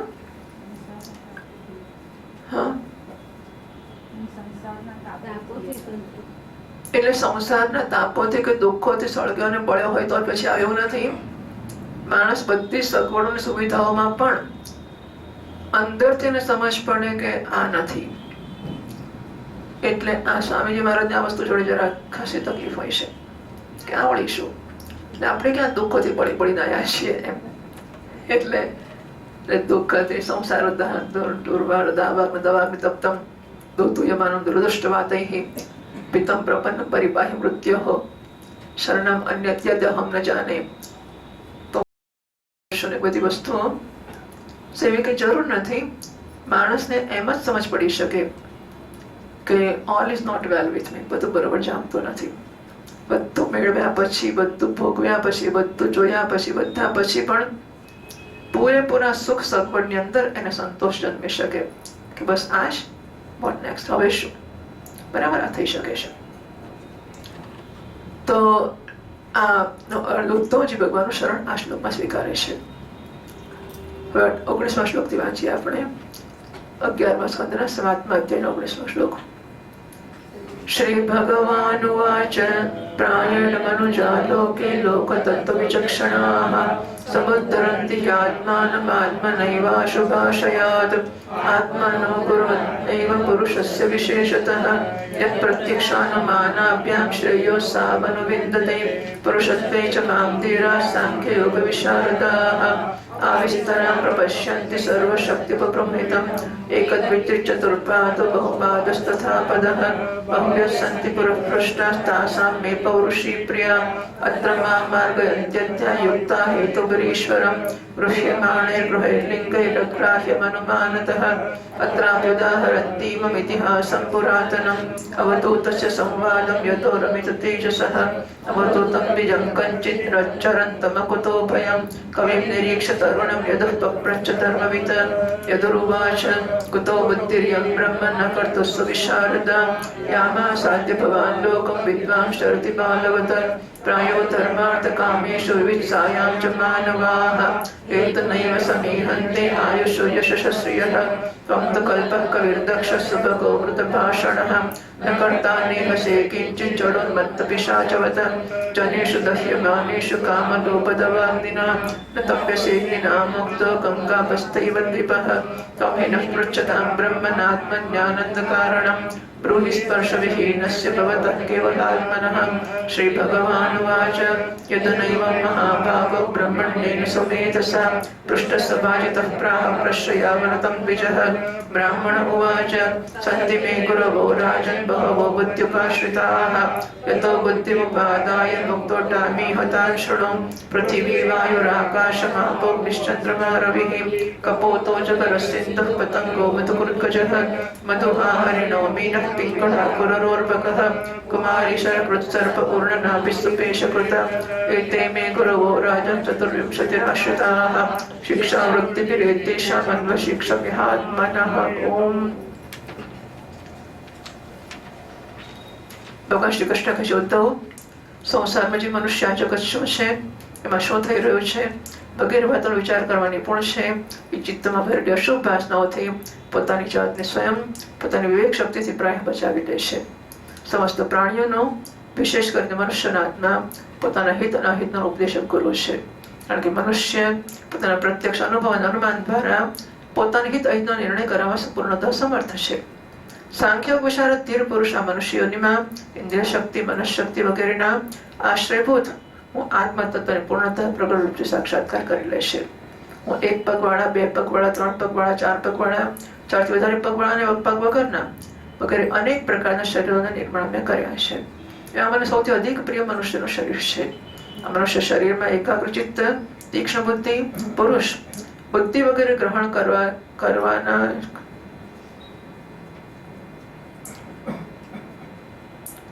बुद्धि वगैरह ग्रहण किए जाने वाले हेतुओं से जिनसे कि अनुमान भी होता है, अनुमान से ग्राह्य अर्थात अहंकार के विषयों से भिन्न मुझ सर्वविश्व साक्षात्कार करते हैं. संस्कृत में વધારે સમજ પડશે કદાચ. આત્મા માર્ગંતધ્યા યુક્તા હેતુભિ ઈશ્વરમ ગૃહ્યમાણે ગુણલિંગૈ અગ્રાહ્યમ. અગ્રાહ્ય શું પણ છતાં પણ બુદ્ધિયુક્ત પુરુષો લિંગની કે હેતુની મદદથી સુગૃહ્યમાણૈ ગુણૈ લિંગૈ મારા ગૃહ્યમાણ ગુણો જે લિંગ બને છે એની મદદથી હું અગ્રાહ્ય છું છતાં અનુમાનની મદદથી બુદ્ધિવાળા લોકો મને જાણી શકે છે. તો હવે ગુજરાતી આ મનુષ્ય શરીરમાં એકાગ્રચિત્ત તીક્ષ્ણ બુદ્ધિ પુરુષો બુદ્ધિ વગેરે ગ્રહણ કિए जाने वाले हेतु હશે, પછી બુદ્ધિ પણ હેતુ થઈ ગયું હશે એટલે બુદ્ધિ હેતુઓમાંની એક છે.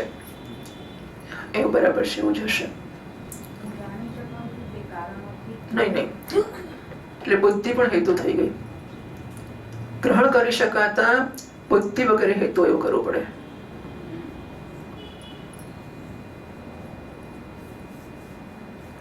ગ્રહણ કરી શકાય બુદ્ધિ વગેરે એટલે આત્માનું ગ્રહણ થતું નથી, આત્મા ગ્રાહ્ય છે. પણ આત્માનું એટલે બુદ્ધિ જળ હોવા છતાં ચેષ્ટા કરે છે એટલે ચેષ્ટા કરાવનાર ચેતન આત્મા હોવો જોઈએ. બરાબર. તો બુદ્ધિલિંગ બને છે. એ બુદ્ધિરૂપી લિંગથી અનુમાન પણ થાય છે. અનુમાનથી અગ્રાહ્ય અર્થાત અહંકાર વગેરે વિશ્વથી ભિન્ન હું સર્વ પ્રવર્તક ઈશ્વરનો સાક્ષાત અનુભવ કરે છે. નીચે લખે છે અનુસંધાનના 2 પ્રકાર છે. આપણે અનુમાનથી જોડીએ ભાગવતમાં આવીએ તો વહી પાછળ જોડે છે. અનુસંધાનના 2 પ્રકાર છે. એક સપ્રકાશ તત્વ વગર બુદ્ધિ વગેરે જડ પદાર્થોનો પ્રકાશ ન થઈ શકે. આ પ્રકારે અર્થાપત્તિ દ્વારા અર્થાપત્તિનો પ્રમાણ કેટલા પ્રમાણ છે ખબર છે? જ્યોતિષ 6 कौन कौन से हैं?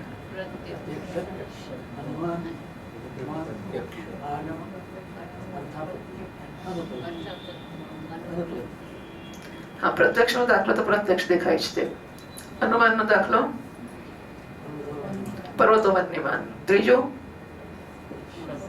ઉપમાન નો દાખલો ગોસદૃશા ગવયઃ. ચોથું અર્થાપત્તિ નો દાખલો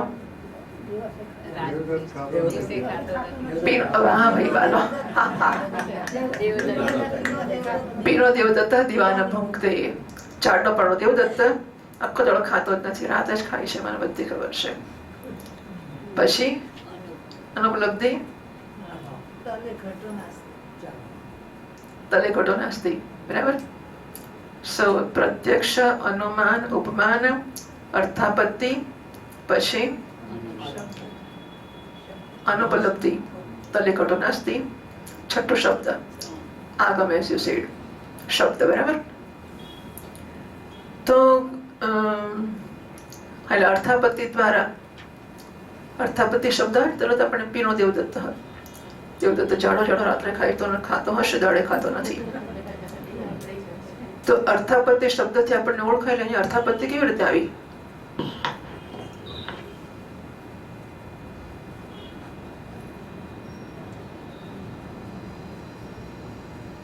લખીને આપ્યું છે એમણે. બુદ્ધિ જળ છે. જળ બુદ્ધિ પોતે પ્રકાશ ના આપી શકે. જો રાત્રે ના ખાતો હોત તો જાડો ના થતો હોત, પણ જાડો થાય છે માટે રાત્રે ખાય છે. જો ચેતનથી ચેતનવંતી ના થતી હોત તો બુદ્ધિ જળ પ્રકાશ ના કરતી હોત, પણ જળ બુદ્ધિ પ્રકાશે છે માટે ચેતન પ્રકાશક હોવો જોઈએ. બરાબર. અર્થાપત્તિ થઈ. અર્થાપત્તિ દ્વારા ચેતનનો નિર્ણય થાય છે. બીજું, જેમ બસીરા એટલે કુહાડી વગેરે ઓજાર નીચે પાદનો છે.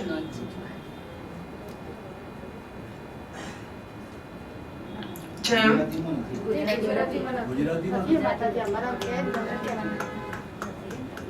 કંઈક તો વિશેષ હોય જ ને અમારી ચોપડીમાં. બસીલો વગેરે એટલે કુહાડી વગેરે ઓજાર કોઈ કર્તા દ્વારા પ્રયુક્ત થાય છે. એટલે આપણને દૂરથી દેખાય છે કે કુહાડી પછડાય છે અને લાકડા ફાટે છે. માણસ ના હોય તો કુહાડી ના ચાલે. માણસ દેખાતો નથી પણ કુહાડીથી લાકડા ફડાય છે માટે માણસ છે. ઓજાર કર્તા દ્વારા પ્રયુક્ત થાય છે. આ પ્રકારે બુદ્ધિ વગેરે. બુદ્ધિ પણ કરણ છે, અંતઃકરણ. કર્તા વગર કરણ કામ ના કરે. બુદ્ધિ કરણ છે ને કામ કરે છે જડ હોવા છતાં. એ બતાવે છે કે કર્તા દ્વારા પ્રયુક્ત થાય છે. એટલે અનુમાનથી નક્કી કર્યું ને કે બુદ્ધિને ચલાવનાર કર્તા ચેતન છે. કેમ? કર્તા છે માટે. કેવી રીતે? જેમ કુહાડી ચલાવનાર કર્તા ચેતન છે, અનુમાનનો પ્રયોગ થઈ ગયો. બરાબર છે.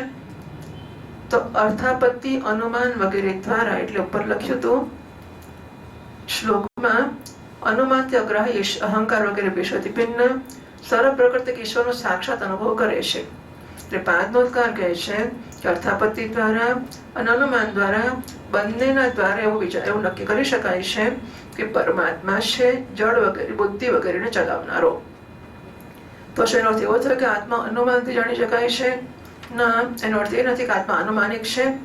આ તો દેહાદિથી વિલક્ષણ ત્વમ પદાર્થના શોધનની યુક્તિ માત્ર છે. એટલે દેહ વગેરે કરતા ભિન્ન હું છું એના ભિન્નતાને ઓળખાવાની યુક્તિઓ છે. આત્માની ઓળખની યુક્તિ નથી. આત્મા માત્ર ઉપનિષદ છે. ઉપનિષદ વડે જ આત્માનું જ્ઞાન થાય છે. આત્માના જ્ઞાન માટે અનુમાન પ્રમાણ નથી. અનુમાન શેને માટે પ્રમાણ છે? અનાત્માની ઓળખ માટે, અનાત્માને આત્માથી દૂર કરવા માટે, એના માટે પ્રમાણ છે. આ વિષયમાં મહાત્મા લોકો એક પ્રાચીન ઇતિહાસ કહેતા હોય છે. આ ઇતિહાસ પરમ તેજસ્વી અવધૂત દત્તાત્રેય અને રાજ્યના સંવાદના રૂપમાં છે. એકવાર ધર્મના મર્મજ્ઞ રાજાએ જોયું કે ત્રિકાળદર્શી તરુણ અવધૂત બ્રાહ્મણ નિર્ભય વિચરણ કરતા હતા. ત્યારે એમને આ પ્રશ્ન પૂછ્યો. રાજાએ તો પૂછે છે, બ્રાહ્મણ, આપ કર્મ તો કરતા નથી, પછી આપને અત્યંત નિપુણ બુદ્ધિ કેવી રીતે પ્રાપ્ત થઈ છે? એટલે ભગવાન પોતે ઉદ્ધવજીના સંવાદ સંભળાવે છે. હા, રાજા યદુને અવધૂતનો જેનો આશ્ચર્યના પરમ વિદ્વાન હોવા છતાં પણ બાળકની સમાન સંસારમાં વિચરણ કરો છો. એવું જોવામાં આવે છે કે મનુષ્ય આયુષ્ય, યશ અથવા સૌંદર્ય, સંપત્તિ વગેરેની અભિલાષા લઈને જ ધર્મ, અર્થ, કામ અથવા તત્વ જિજ્ઞાસામાં પ્રવૃત્ત થાય છે. કારણ વગર કોઈની પ્રવૃત્તિ હોતી નથી. હું જોઈ રહ્યો છું કે આપ કર્મ કરવામાં સમર્થ છો, વિદ્વાન છો, નિપુણ છો. તો કર્મની શરત આટલી જ અર્થે દોષો બીજો હમ બુદ્ધોથી મતિમાન કર્મ સુક્તોધિકારી. એટલે આપ કર્મનો અધિકારી તપ ધરાવો છો. આપનું ભાગ્ય અને સૌંદર્ય પણ પ્રશંસનીય છે. આપની વાણીથી માનો કે અમૃત ટપકી રહ્યો છે, છતાં પણ આપ જડ, ઉન્મત્ત અથવા પિશાચની જેમ રહો છો. કંઈ કરતા પણ નથી, કંઈ ઈચ્છતા પણ નથી. સંસારના મોટા ભાગના લોકો કામ અથવા લોભના અગ્નિમાં બળતા રહે છે. પણ આપને જોઈને એવું જણાય છે કે આપ મુક્ત છો. આપના સુધી કામ અને લોભના અગ્નિની આંચ પણ પહોંચી શકતી નથી. ઠીક એવી રીતે જેવી રીતે કોઈ હાથી વનમાં દાવાગ્નિ લાગવા છતાં પણ એનાથી છૂટીને ગંગાજળમાં પોપડી ગયો હોય. એ બ્રહ્મન, આપ પુત્ર, સ્ત્રી, ધન વગેરે સંસારના સ્પર્શમાં રહી છો. આપ હંમેશા પોતાના કેવળ સ્વરૂપમાં સ્થિત રહો છો. હું આપને પૂછવા ઈચ્છું છું કે આપે આપના આત્મામાં જ અનિર્વચનીય આનંદનો અનુભવ આપે કેવી રીતે કર્યો છે? કૃપા કરીને આપને અવશ્ય બતાવો. તો વાંચવાનું છે. 31 થયો છે. ભગવાન શ્રી કૃષ્ણ કહે છે, ઉદ્ધવ, મારા પૂર્વજ મહારાજ યદુની બુદ્ધિ શુદ્ધ હતી અને એમના હૃદયમાં બ્રાહ્મણ ભક્તિ હતી. એમણે પરમ ભાગ્યવાન દત્તાત્રેયજીનો અત્યંત સત્કાર કરીને આ પ્રશ્ન પૂછ્યો અને બહુ વિનમ્ર ભાવથી માથું ઝુકાવીને એમને સામે ઉભા રહી ગયા. દત્તાત્રેયજી કહેવા લાગ્યા, બ્રહ્મવિદ્તા દત્તાત્રેયજી કહે છે, રાજન, મેં મારી બુદ્ધિથી અનેક ગુરુનો આશ્રય લીધો છે. એમની પાસે શિક્ષા ગ્રહણ કરી, એટલે ઉપદેશ ગ્રહણ કરીને હું આ જગતમાં મુક્ત ભાવથી સ્વચ્છંદ વિચરણ કરું છું. જુઓ, અહીં કહ્યું ને કે બહુ ગુરુ આશ્રય, એટલે આપણે હમણાં જ કહ્યું કે ગુરુ એક જોઈએ, એમાં શ્રદ્ધા જોઈએ, નિષ્ઠા જોઈએ. અને કે છે અનેક ગુરુ, 24 ગુરુનો આશ્રય લીધો છે, 25 લગભગ ગુરુ છે. તેનું શું કરવું? અહીં ગુરુ શબ્દનો અર્થ મંત્ર કે ઉપાસના પદ્ધતિ આપનાર એવો નથી. મંત્ર આપનાર ગુરુ એક જ હોય, ઉપાસના બતાવનાર ગુરુ એક જ હોય, બ્રહ્મ જ્ઞાનનો ઉપદેશ કરનાર ગુરુ એક જ હોય. જે અમારી શ્રદ્ધા હોય, જે અમારી નિષ્ઠા હોય, સમર્પણ હોય, એવા ગુરુ એક જ. બધી જગ્યાએ ફાંફા મારવાનો અર્થ જ નથી હોતો. પણ અહીં ગુરુનો અર્થ એટલો જ છે કે જ્યાંથી હું કશુંક શીખ્યો છું. કૃષ્ણાનંદ સ્વામીજી મહારાજ એમ કહે, સત્સંગ ભલે કરો પણ ખીલો એક હોવો જોઈએ. બરાબર શબ્દ આવા હતા. સત્સંગ કરવો હોય તો કરો બીજી જગ્યાએ, પણ ખીલો કોનું કહેલું માનું? મારા જીવનના બધા જ નિર્ણયો, મારા જીવનની બધી જ વસ્તુઓ એ ક્યાંક હું સોંપાયેલો હોઉં, એ કે એ જ કરું, જે કે એ કરું, જેમ બધું એટલુંમાં મારા આખા જીવનનું સંચાલન મારા એક નારાયણને સોંપાયેલું છે. એ બધે ના હોય કે તમે કહો તેમ કરો, તમે કહો તેમ કરો ને એવું બધું કે ફાવે તો અહીં. કારણ કે જે જગ્યા આશ્રમમાં બહુ ખાવાનું સરસ મળતું હોય, ખાવાની વખત ત્યાં જતા રહીએ, અને જ્યાં રહેવાનું સરસ મળે રહેવાની વખત ત્યાં જતા રહે. આ બધી વસ્તુઓ અંચયોનો કંઈ અર્થ નથી હોતો. અને વિરક્ત સાધકને માટે આવી વાત કરવાનો અર્થ જ નથી હોતો. પણ ખરેખર સાધક હોય ને ખરેખર જેન્યુઅન પણ હોય, છતાં પણ આવી મુશ્કેલી પડતી હોય, તો ભલે સત્સંગ કરે કરવો હોય તો, પણ ખીલો એક હોવો જોઈએ જ્યાં મારું જીવન બંધારું છે, સમર્પિત છે. અને સત્સંગ પણ આપણે તો નથી માનતા કે એક જગ્યાએ કરવો જોઈએ, કારણ કે અહીં શીખેલું બધું ઊંડું કરીને આવે છે. એટલો ત્રાસ કરીને માણસ પાછો આવે કે પછી એને ઠેકાણે પાડતા નાકે દમાઈ જાય. પછી પેલા આવું કેમ કીધું, અલા ભાઈ એને પૂછ કે એને આવું કેમ કીધું, ગરુડ પુરાણમાં આવું કેમ કહ્યું, શિવ પુરાણમાં આવું કેમ કહ્યું છે, ને જાત જાતના પ્રશ્નો પૂછે. એટલે શું થાય છે કે માણસની બુદ્ધિ, મહારાષ્ટ્ર કહે છે કે બુદ્ધિ ઉન્મુક્ત હોય તો કहीं બીજા આગળ સત્સંગ કરી લો, પણ ઉન્મુક્ત બુદ્ધિ નથી હોતી. આપણી બુદ્ધિ અત્યંત મર્યાદિત સમજવાળી હોય છે, અને એટલે પછી કહેનારનું તાત્પર્ય ના સમજી શકીએ.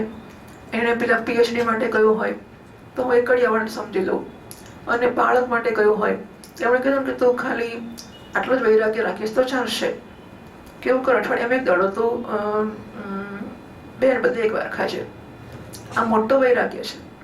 હવે નાનો છોકરો એને એવું કેવું પડે કે આ મહાન વૈરાગ્ય છે, તો ખાલી આટલો કરે પણ એક દડે એક વાર ખાજે. પાછો હું સાંભળતો બેઠો બેઠો એમણે ગુરુજી કહ્યું છે કે આ વૈરાગ્ય, આને વૈરાગ્ય કહેવાય કે એક દડે એક વાર ખાવું. એટલે પેલા માટે કહ્યું, તારા માટે નથી કહ્યું. એટલે આ બધી વસ્તુઓ હોય છે ને, એટલે ક્યાંકથી શીખવા, એટલે એક કશામ પડવું જ નહીં. એટલે આપણની વસ્તુ એક જ છે કે અત્યંત સ્પષ્ટ સંબંધ એક જગ્યાએ જ હોવો જોઈએ. માણસ પોતે સાવધાન રહે તો બધેથી બધા પાસે કંઈક શીખી શકે છે. તમે મારા ગુરુના નામ અને કોની પાસે હું શું શીખ્યો છે શિક્ષણ પણ સાંભળો. મારા ગુરુનું નામ છે પૃથ્વી, વાયુ, આકાશ, જળ, અગ્નિ, ચંદ્રમા, સૂર્ય, કબૂતર, અજગર, સમુદ્ર, પતંગ, ભમરો અથવા મધુમાખી, હાથી, મધ કાઢનારો અને હરણ, માછલી, પિંગળા, વેશ્યા, કુરર પક્ષી, બાળક, કુમારી કન્યા, બાળ બનાવનારો, સાપ, કરોળિયો અને ભૃંગી કીટ. કેટલા થયા ખબર છે? બરોબર 24 થયા. અહીં ધ્યાનમાં રાખવું કે અવધૂતે 24 પદાર્થોમાંથી શિક્ષણ ગ્રહણ કર્યું છે. ગૃહસ્થાશ્રમ અનુકૂળ હોય તેવું શીખવું જોઈએ. ચોપડીમાં વાંચીને લાંબા પગલા ના ભરવા જોઈએ. મંત્ર ચોપડીમાં વાંચીને કશું ચોપડી વાંચી વચન કરવું જ નહીં. કોઈ કશું છોડવું હોય ને ચોપડી વાંચીને, કશું પકડવું હોય ને ચોપડી વાંચીને, ચોપડી વાંચીને કશું કરવું નહીં. ગુરુજીને હાથમાં બધી એક એક વસ્તુ ગુરુજી વગર કરવી ના જોઈએ. પછી પાણી પીવું કે ગુરુજી એટલી બધી અક્કલ જોઈએ. સેન્સિટિવ હોય વિદ્યાર્થી કે ગુરુજી તમે કહું તો એટલે આમ કરો. ગુરુજી શું આપણને અક્કલ નથી ચાલતી? તમે કહ્યું તો ને ભૂખ લાગે તો ખાવાનું, એટલે ગુરુજી તમે નહીં બેઠા બેઠા ખાવા માંડે. કેમ ખાય છે? ગુરુજી તમે કહ્યું તો કે ખાવાનું. હવે આને શું કરો તમે? અત્યંત સભાન અને સેન્સિટિવ વિદ્યાર્થી હોય. રાજન, આ 24 ગુરુમાં શું હસવાનું છે? રાજન, આ 24 ગુરુઓનો આશ્રય મેં લીધો છે. આચરણથી આ લોક મને મારે માટે શિક્ષા ગ્રહણ કરી છે. વીરવર યયાતિનંદન, જેમની પાસે જે પ્રકાર મેં શિક્ષણ મેળવ્યું છે એ બધું જેમનો તેમ તમને હું સંભળા કહું છું, તમે સાંભળો. જો આ વસ્તુની ગંભીરતા હોય ને એક એનો ગૌરવ હોય, પણ એ વાત આધ્યાત્મ કરી શકતા જ નથી.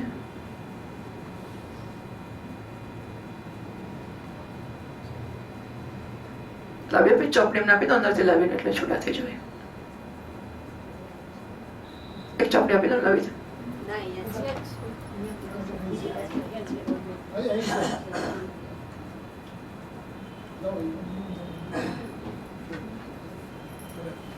મળી ગઈ.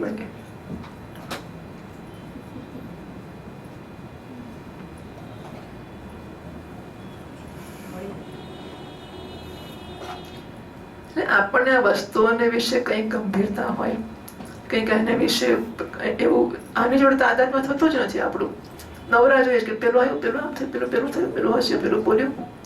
કેવી કમનસીબી છે આ બધી વસ્તુઓની. That is a value for this thing. કેમ આપણે આનું મૂલ્ય થતું નથી? આટલા 2 મહિના પૂરા થયા, ઘણું તૂટી ગયું, તો આપણને આને માટે કશું નથી થતું.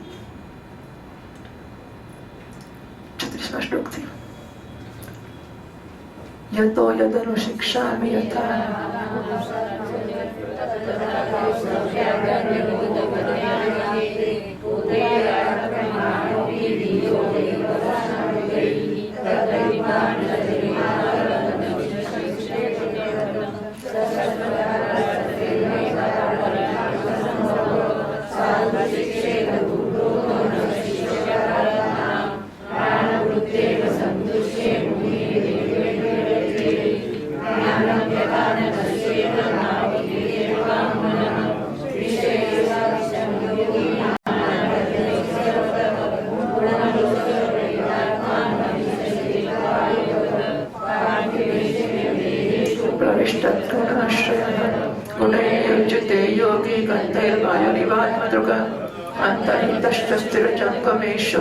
ब्रह्मात्मभावेन समन्वयेन व्याप्त्या विवच्छेदमसङ्गमात्मनः मुनिर्नभस्त्वं विततस्य भावयेत् तेजोबन्नमयैर्भावैर्मेघादैर्वायुनिहृतैः न स्पृश्यते न बस्तद्वत्काल सृष्टैर्गुणैः पुमान् स्वच्छः प्रकृतितस्निग्धो माधुर्यस्तीर्थपूर्णॄणां मुनिः पुनाद्यपां मित्रं ईक्षोपस्पर्शकीर्तनैः तेजस्वी तपसा दीप्तो दुर्धरोर्धरभाजनः सर्वपक्षोऽपि युक्तात्मा न दत्ते मदमग्निवत् क्वचिच्छन्नः क्वचित् स्पष्ट उपास्यश्रय इच्छतां भुङ्क्ते सर्वत्र दातॄणां दहन् प्रागुत्तराशुभं सम्माया सृष्टमिदं सदसत्लक्षणं विभुः प्रविष्ट ईयते तत्तस्वरूपोऽग्निरिवैतसे विसर्गाद्याश्मशानान्तापाः देहस्य नात्मनः कलानामिव चन्द्रस्य कालेनाव्यक्तवर्त्मना कालेन योगवेगेन भूतानां प्रभवाप्ययो नित्यावपि न दृश्येते आत्मनोऽग्निर्यथार्चिषां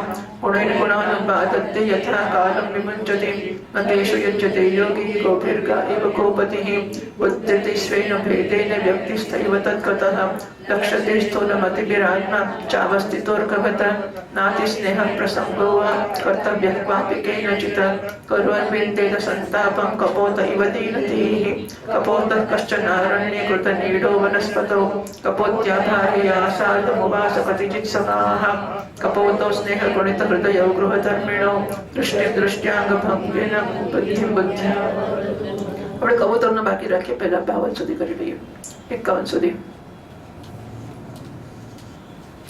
પૃથ્વી પાસેથી હું ધૈર્ય અને ક્ષમાનું શિક્ષણ મેળવ્યું છે મેં લોકો પૃથ્વી પર કેટલા આઘાત કરે છે અને શું શું ઉત્પાદ નથી કરતા ન તો કોઈની પાસે બદલો રહેશે ન રડતી ચિલ્લાતી રહેશે સંસારના બધા જ પ્રાણીઓ પોતપોતાના પ્રારબ્ધને અનુસાર ચેષ્ટા કરતા રહે છે સમય સમય પર ભિન્ન ભિન્ન પ્રકારથી જાણે અજાણે આક્રમણ કરી બેસે છે ધીર પુરુષ છે એમની વ્યવસ્થા સમજવી જોઈએ ન તો પોતાની ધીરજ ખોવી જોઈએ ન ક્રોધ કરવો જોઈએ પોતાના માર્ગ પર જેમના તેમ ચાલતા રહેવું જોઈએ આ પહેલા ગુરુ પૃથ્વી પાસે શીખ્યો છું પછી પૃથ્વીનો જ વિકાર પર્વત અને વૃક્ષથી પણ મેં શિક્ષા ગ્રહણ કરી છે જેમ એમની બધી ચેષ્ટાઓ હંમેશા બીજાના હિત માટે જ હોય છે ઉપરથી કહેવું જોઈએ કે એમનો જન્મ જ એકમાત્ર બીજાનું હિત કરવા માટે થયો હોય છે સાધુ પુરુષે એવું કરવું જોઈએ કે એમને શિષ્યતા સ્વીકારીને એટલે કે વૃક્ષ અને પર્વતના શિષ્ય બનીને એમને પાસેથી પરોપકારનું શિક્ષણ ગ્રહણ કરવું જોઈએ આ વૃક્ષ અને પર્વત એ પૃથ્વીમાં જ આવી ગયા એટલે પૃથ્વી ગુરુ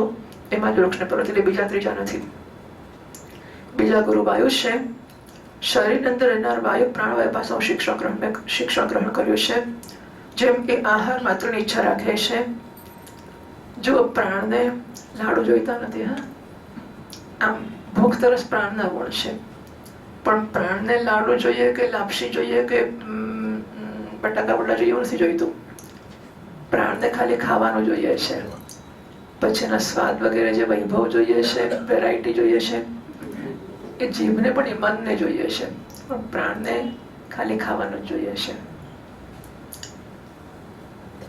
એ માત્ર આહારની ઈચ્છા રાખે છે આહારની પ્રાપ્તિથી સંતુષ્ટ થઈ જાય છે એ જ પ્રકારે સાધકે જેટલાથી જીવનનો નિર્વાહ થઈ જાય એટલું જ ભોજન લેવું જોઈએ ઇન્દ્રિયને તૃપ્ત કરવાને માટે બહુ બધા વિષયોની ઈચ્છા ન કરવી જોઈએ ટૂંકમાં કહીએ તો એટલા જ વિષયનો અનુભવ કરવો જોઈએ ઉપયોગ કરવો જોઈએ જેનાથી બુદ્ધિ વિકૃત ન થઈ જાય મન ચંચળ ના થઈ જાય વાણી વ્યર્થની વાતોમાં ના લગી જાય જો બધી વસ્તુઓ સંકળાયેલી છે આપણે સમજવું જોઈએ કે આપણે ધારો કે જેમ ભાવે એમ ખાધા કરતા આપણું વર્તન બદલાતું જ નથી આખી જિંદગી 40 વર્ષ થયા કે 50 વર્ષ થયા વેદાંત સાંભળતા એ જ ચંચળતા એ જ બાળકપણું ગમે ત્યારે હસી પડવું ગમે ત્યારે વાતો કરવી ગમે ત્યારે ઊભા થઈ જવું કઈ પ્રકારની કોઈ નો ડિસિપ્લિન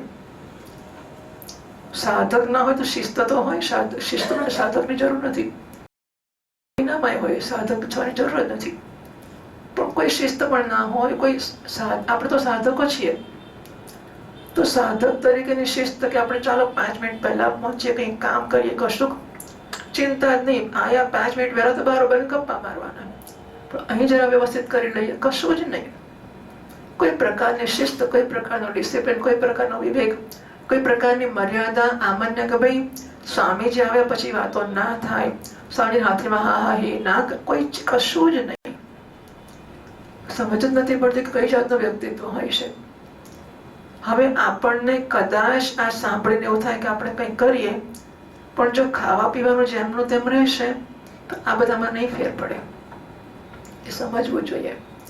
એટલે આપણી બધી આ બધું સંકળાયેલું હોય છે. એટલે જો આપણે બધા આહાર વિહારમાં ફેર ના પડે તો વિચારમાં ફેર નહીં પડે, વાણીમાં નહીં પડે, વાણીમાં નહીં પડે તો વિચારમાં નહીં પડે, વિચારમાં નહીં પડે તો બધું સંકળાયેલું છે. એટલે આપણે જો સાધક થવાનું વિચારતા હોઈએ, ના વિચારીએ તો ઠીક છે. આમ વગર સાધકે આટલું 2 મહિના કર્યું તો મોટો પ્રોજેક્ટ છે, એમાં તો શંકા જ નથી કે આ બહુ મહાન કામ છે, બહુ મહાન છે, પ્રશ્ન નથી આવતો. પણ જો આપણે સાધક થવાનું વિચારતા હોઈએ અને આપણે માનતા હોઈએ કે આપણે સાધક છીએ, આપણે મોક્ષના જિજ્ઞાસુઓ છીએ, તો પછી આપણા વ્યક્તિત્વના બધા જ પાસાને જોવા પડે. આપણે એમ માનીએ કે ખાઈ પીને જલસા કરીએ અને પછી વાણી પર, જો કે આપણે ઈચ્છતા જ નથી હોતા વાણી પર કાબુ આવે, વિચાર પર કાબુ આવે, હસવા બસવા પર આવે.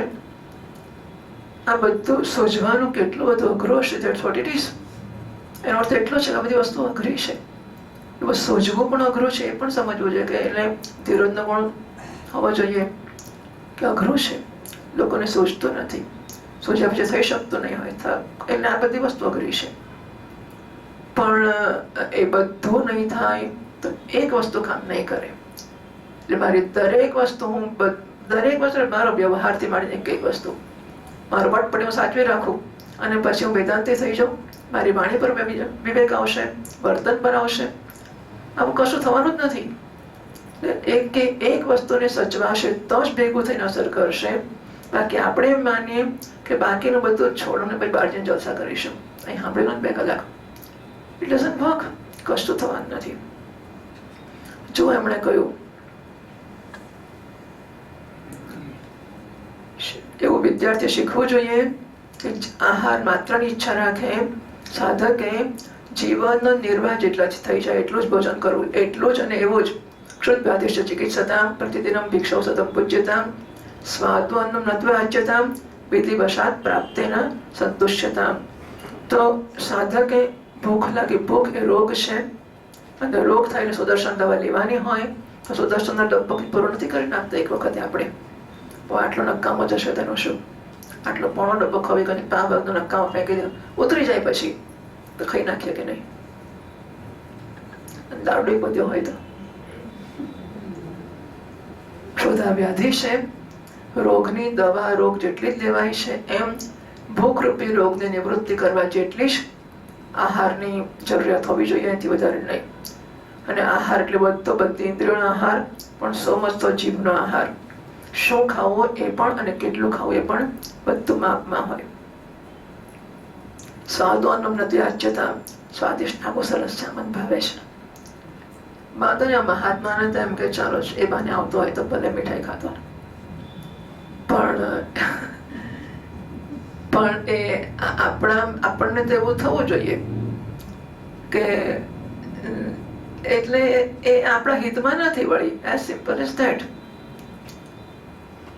સ્વાદોન વિધિવશાત પ્રાપ્ત, વિધિવશાત તો હાડથી મીઠાઈ મળમળ કરે તો પછી ખવાય કે ના ખવાય, જરૂરિયાત જેટલું જ ખવાય, જરૂરિયાતથી વધારે પ્રસાદ આમ અડકીને મોઢામાં મૂકે તો પ્રસાદ જ કહેવાય.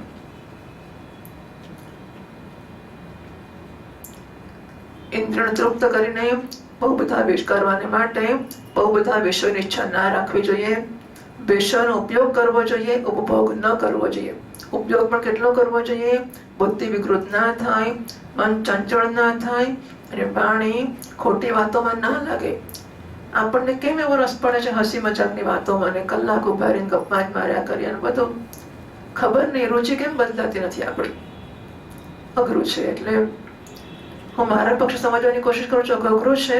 હું સામા પક્ષે ઈચ્છું છું કે આપણે કંઈક એમાંથી મેળવીએ. શરીરની બહારના વાયુ પાસે, એમણે કહ્યું કે વાયુની વાત તો વાયુ અંદરનો વાયુ ને બહારનો વાયુ. અંદરના વાયુ પાસે આ શીખ્યો, બહારના વાયુ પાસે શીખ્યો કે વાયુ જેમ અનેક સ્થાનોમાં જાય છે પણ ક્યાંય આસક્ત થતો નથી, કોઈના પણ ગુણ દોષ અપનાવતો નથી. એ પ્રકારે સાધક પુરુષ પણ આવશ્યકતા હોય તો ભિન્ન પ્રકારના સ્વભાવવાળા વિષયોમાં જાય પણ પોતાના લક્ષ્ય પર સ્થિર રહે, કોઈના ગુણ કે દોષ તરફ ઝૂકી ના જાય, કોઈની સાથે આસક્તિ કે દ્વેષ ન કરી બેસે. આ વાયુની વાત થઈ. ગંધ એ વાયુનો ગુણ નથી, પૃથ્વીનો ગુણ છે. પણ વાયુ ગંધનું વહન કરે છે, આમ કરવા છતાં વાયુ શુદ્ધ રહેશે. ગંધ સાથે વાયુનો સંપર્ક થતો નથી, એમ સાધક જ્યાં સુધી આ પાર્થિવ શરીર સાથે સંબંધ છે ત્યાં સુધી એના વ્યાધિ, પીડા, ભૂખ, તરસનું વહન કરવું પડે છે, જેમ વાયુ ગંધનું કરે છે. પણ પોતાના શરીર નહીં, આત્માના રૂપમાં જોનાર સાધક શરીર અને એના ગુણોના આશ્રય રહેનાર હોઈને પણ એમનાથી હંમેશા નિર્લિપ્ત રહે છે. આ બીજા ગુરુ વાયુ થયા. ત્રીજા ગુરુ છે આકાશ. અસંગતાનો ગુણ છે. રાજન, જેટલા પણ ઘટમટ વગેરે પદાર્થ છે એ બધા ચલ હોય કે અચલ, એમના કારણ ભિન્ન ભિન્ન પ્રતીત થનાર પણ વાસ્તવમાં આકાશ એક અપરિચ્છિન્ન અખંડ છે. એ જ પ્રકારે ચર અચળ જેટલા પણ સૂક્ષ્મ સ્થૂળ શરીર છે એમાં આત્મારૂપથી સર્વત્ર સ્થિત હોવાને કારણે બ્રહ્મ સબદ્ધામાં છે. સાધકે સૂતરના મણિયામાં વ્યાપ્ત, સૂતરની જેમ દોરાની જ મણકા બનાવે છે ને, એટલે આખી માળા હોય પણ દોરો ને દોરાના જ મણકા ને દોરો ને દોરાના મણકા એવી એ સૂતરના જ મણકા બનેલા હોય છે. સૂતરની જેમ એમાં વ્યાપ્ત સૂતરની જેમ આત્માને અખંડ અસંગ રૂપથી જોવો જોઈએ. એટલો વિસ્તૃત છે આત્મા, એને તુલના કોઈ કોઈ આકાશની સાથે કરે છે. આજે સાધકે આત્માને આકાશ રૂપતાની ભાવના કરવી જોઈએ. આગ લાગે છે, પાણી વરસે છે, અન્ન વગેરે પેદા થાય છે, નષ્ટ થાય છે, વાયુની પ્રેરણાથી વાદળ વગેરે આવે છે અને ચાલ્યા જાય છે. આ બધું હોવા છતાં પણ આકાશ અસ્પષ્ટ રહે છે.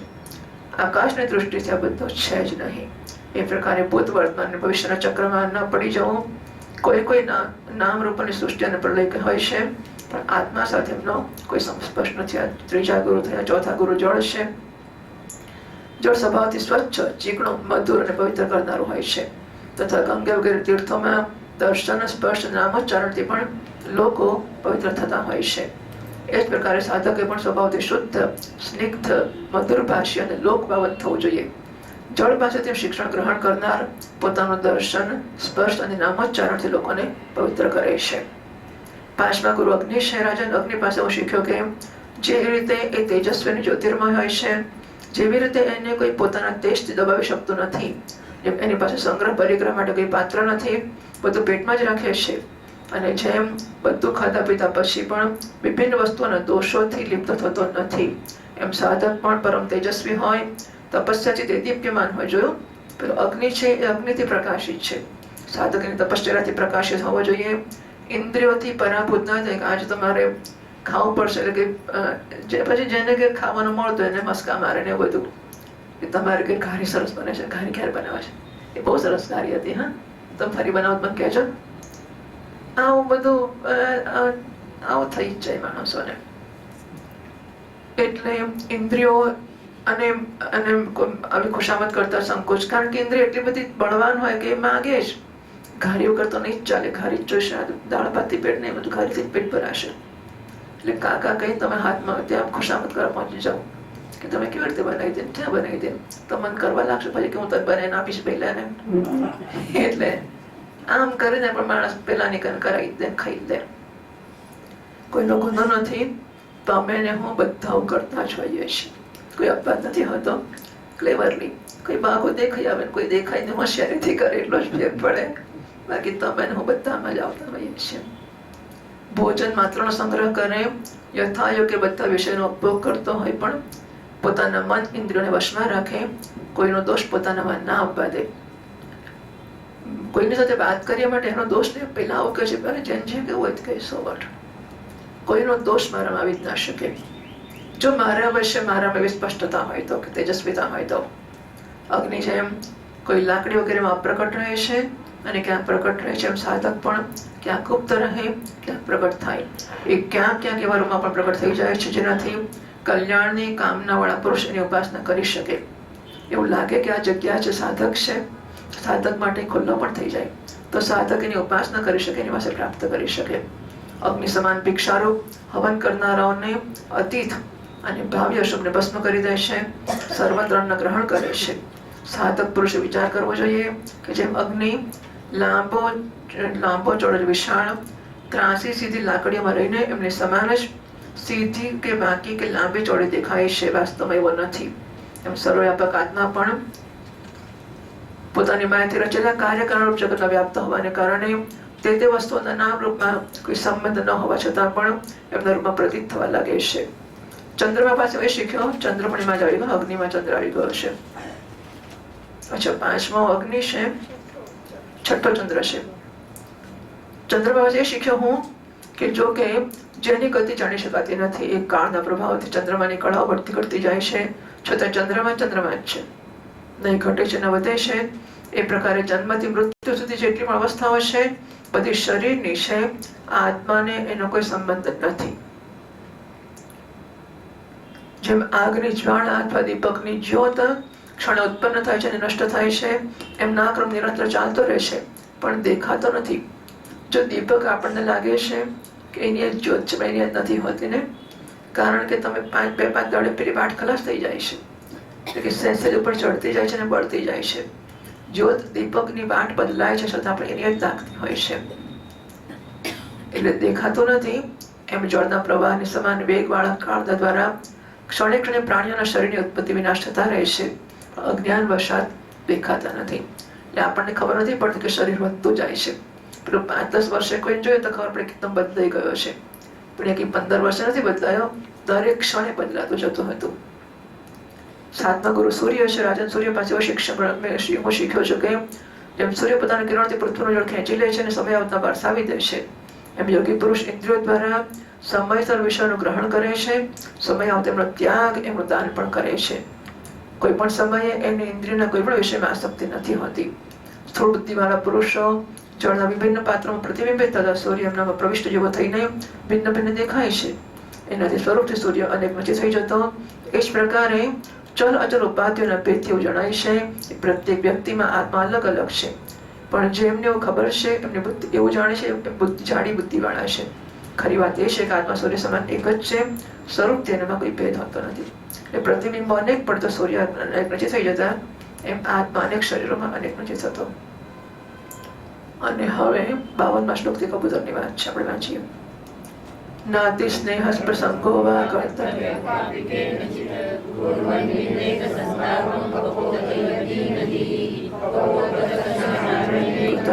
વનસ્પતો કપોત્યાકાર્યા સાતમુવાસ કતિચિત સમાહ કપોતો સ્નેહ ગુણિત હૃદયો ગૃહધર્મિણો દૃષ્ટિમ દૃષ્ટ્યાંગમંગેન બુદ્ધિમ બુદ્ધ્યા બંધતુઃ શય્યાસનાટન સ્થાન વાર્તા ક્રીડાસનાદિકમ મિથુને પુય વિસ્રબ્ધો ચેરોર્તુર્વન રાજિષો યમ યમ વાચતિ સારાજન તર્પયન્ત્યન કંપિતા તમ તમ સમનયત કામં કૃચ્છેણાભ્યજિતેન્દ્રિયઃ કપોતિ પ્રથમં ગર્ભં ગૃહ્ણતિ કાલ આગતે અન્નાનિ સુષુવે નીડે સપત્ય સન્નિધૌ સતી તેષુ કાલે વ્યજાયન્ત રચિતાવયવા હરેઃ શક્તિર્દુર્વિભાવ્યાભિઃ કોમલાંગતનોરુહાઃ પ્રજામુખશુદુઃ પ્રીતો દંપતિ પુત્રવત્સલો શૃણવन्तौ કોચિतं તાસાં નિર્વૃત્તૌ કલભાષિતૈઃ તાસાં બતત્રિસ્સ્પર્શૈઃ કોચિતૈર્મુક્તચેષ્ટિતૈઃ પ્રત્યગમૈરદીનાનાં પિતરौ મુદમાપતુઃ સ્નેહાનબદ્ધ હૃદયાવન્યોન્યં વિષ્ણુમાયયા વિમોહિતૌ દીનતિયૌ શિશું પુપુષતુઃ પ્રજાઃ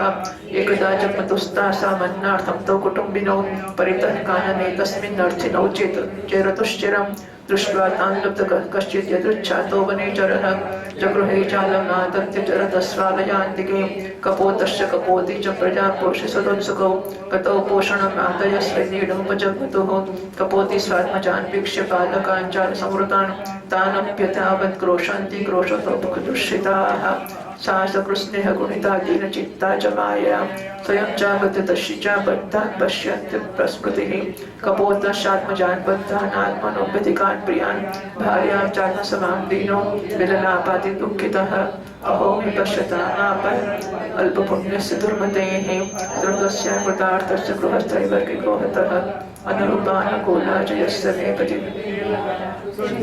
मां सत्यज्य पुत्रैश्वर्यादिसाधवैः सोऽहं शून्ये गृहे दीनो मृतप्रजः जिजीविषे किमर्थं वा विद्रो दुःखजीवितः तां तथैवावृतान् चिक्तिर्मृत्युग्रस्तान् विचेष्टतः स्वयं च कृपणशिक्षु पश्यन्नप्यबुधोपतत तं लब्ध्वा लुब्धकः क्रूरः कपोतं गृहमेदिनं कपोतकान् कपोतिं च सिद्धार्थं प्रययौ गृहम् एवं कुटुम्बशान्त्यात्मा द्वन्द्वारामः पतत्रिवत पश्यन् कुटुम्बं कृपणसानुबन्धो वसीदति यः प्राप्य मानुषं लोकं मुक्तिद्वारोपावृतं गृहेषु खगवत्सप्तस्तमार्गच्युतं विदुः ओम्।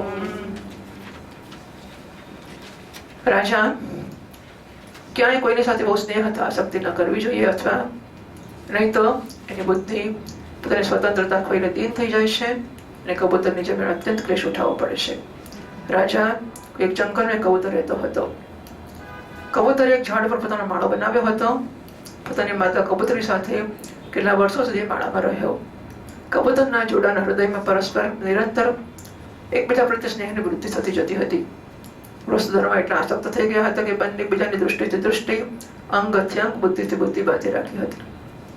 એકબીજા પર એટલો વિશ્વાસ થઈ ગયો હતો કે નિશંક થઈને ત્યાંની વૃક્ષાવલીમાં એક સાથે સૂતા, બેસતા, હરતા ફરતા, રહેતા, વાતચીત કરતા, રમતા, ખાતા પીતા હતા.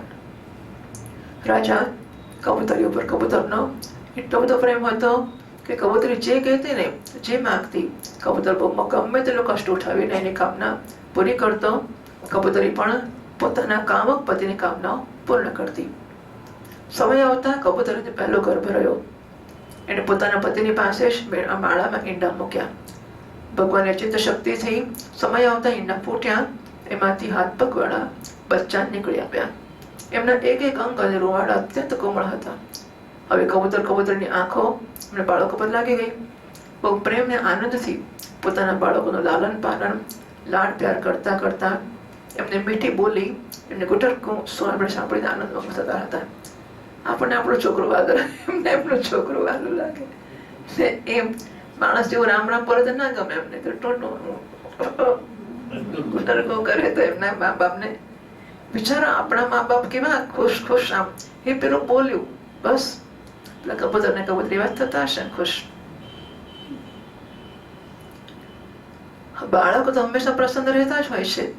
એ જ્યારે પોતાના સુકુમાર પાંખોથી મા બાપને સ્પર્શ કરતા, અવાજ કરતા, ભોલી ભાળી ચેષ્ટાઓ કરતા અને જરાક જરાક કૂદીને મા બાપ પાસે દોડી આવતા, તો કબૂતર ને કબૂતરી રાજીના રેડ થઈ જતા. વાહ વાહ, એ આજે ચાલ્યું, આજે મારી પાસે આવું, તો કેટલું કોમળ છે, કેવું મીઠું લાગે. જો આપણને હાથ પગ છે, આપણી પાસે ભાષા છે, લોકો પાસે એ બધું પ્રેમ તો એ જ છે ને. એટલે એમની રીતે પણ કે એટલો બધો પ્રેમ, અને અભિવ્યક્તિના માધ્યમ ઓછા હોય ત્યારે જે માધ્યમ હોય એનાથી બહુ વધારે પછી વ્યક્ત કરે ને. એટલે કેટલો એમના આમ હૈયું ભરીને આનંદ થઈ જતો હશે. રાજા ખરું પૂછો તો કબૂતર ને કબૂતરી ભગવાનની માયાથી મોહિત થઈ રહ્યા હતા. એમનું હૃદય એકબીજાના સ્નેહ બંધનથી બંધાયેલું હતું. એ પોતાના નાના નાના બાળકોના પાલન પોષણમાં એટલા બધા વ્યગ્ર રહેતા હતા કે એમને દિવસ દુનિયા લોક પરલોક યાદ રહેતી નહોતી.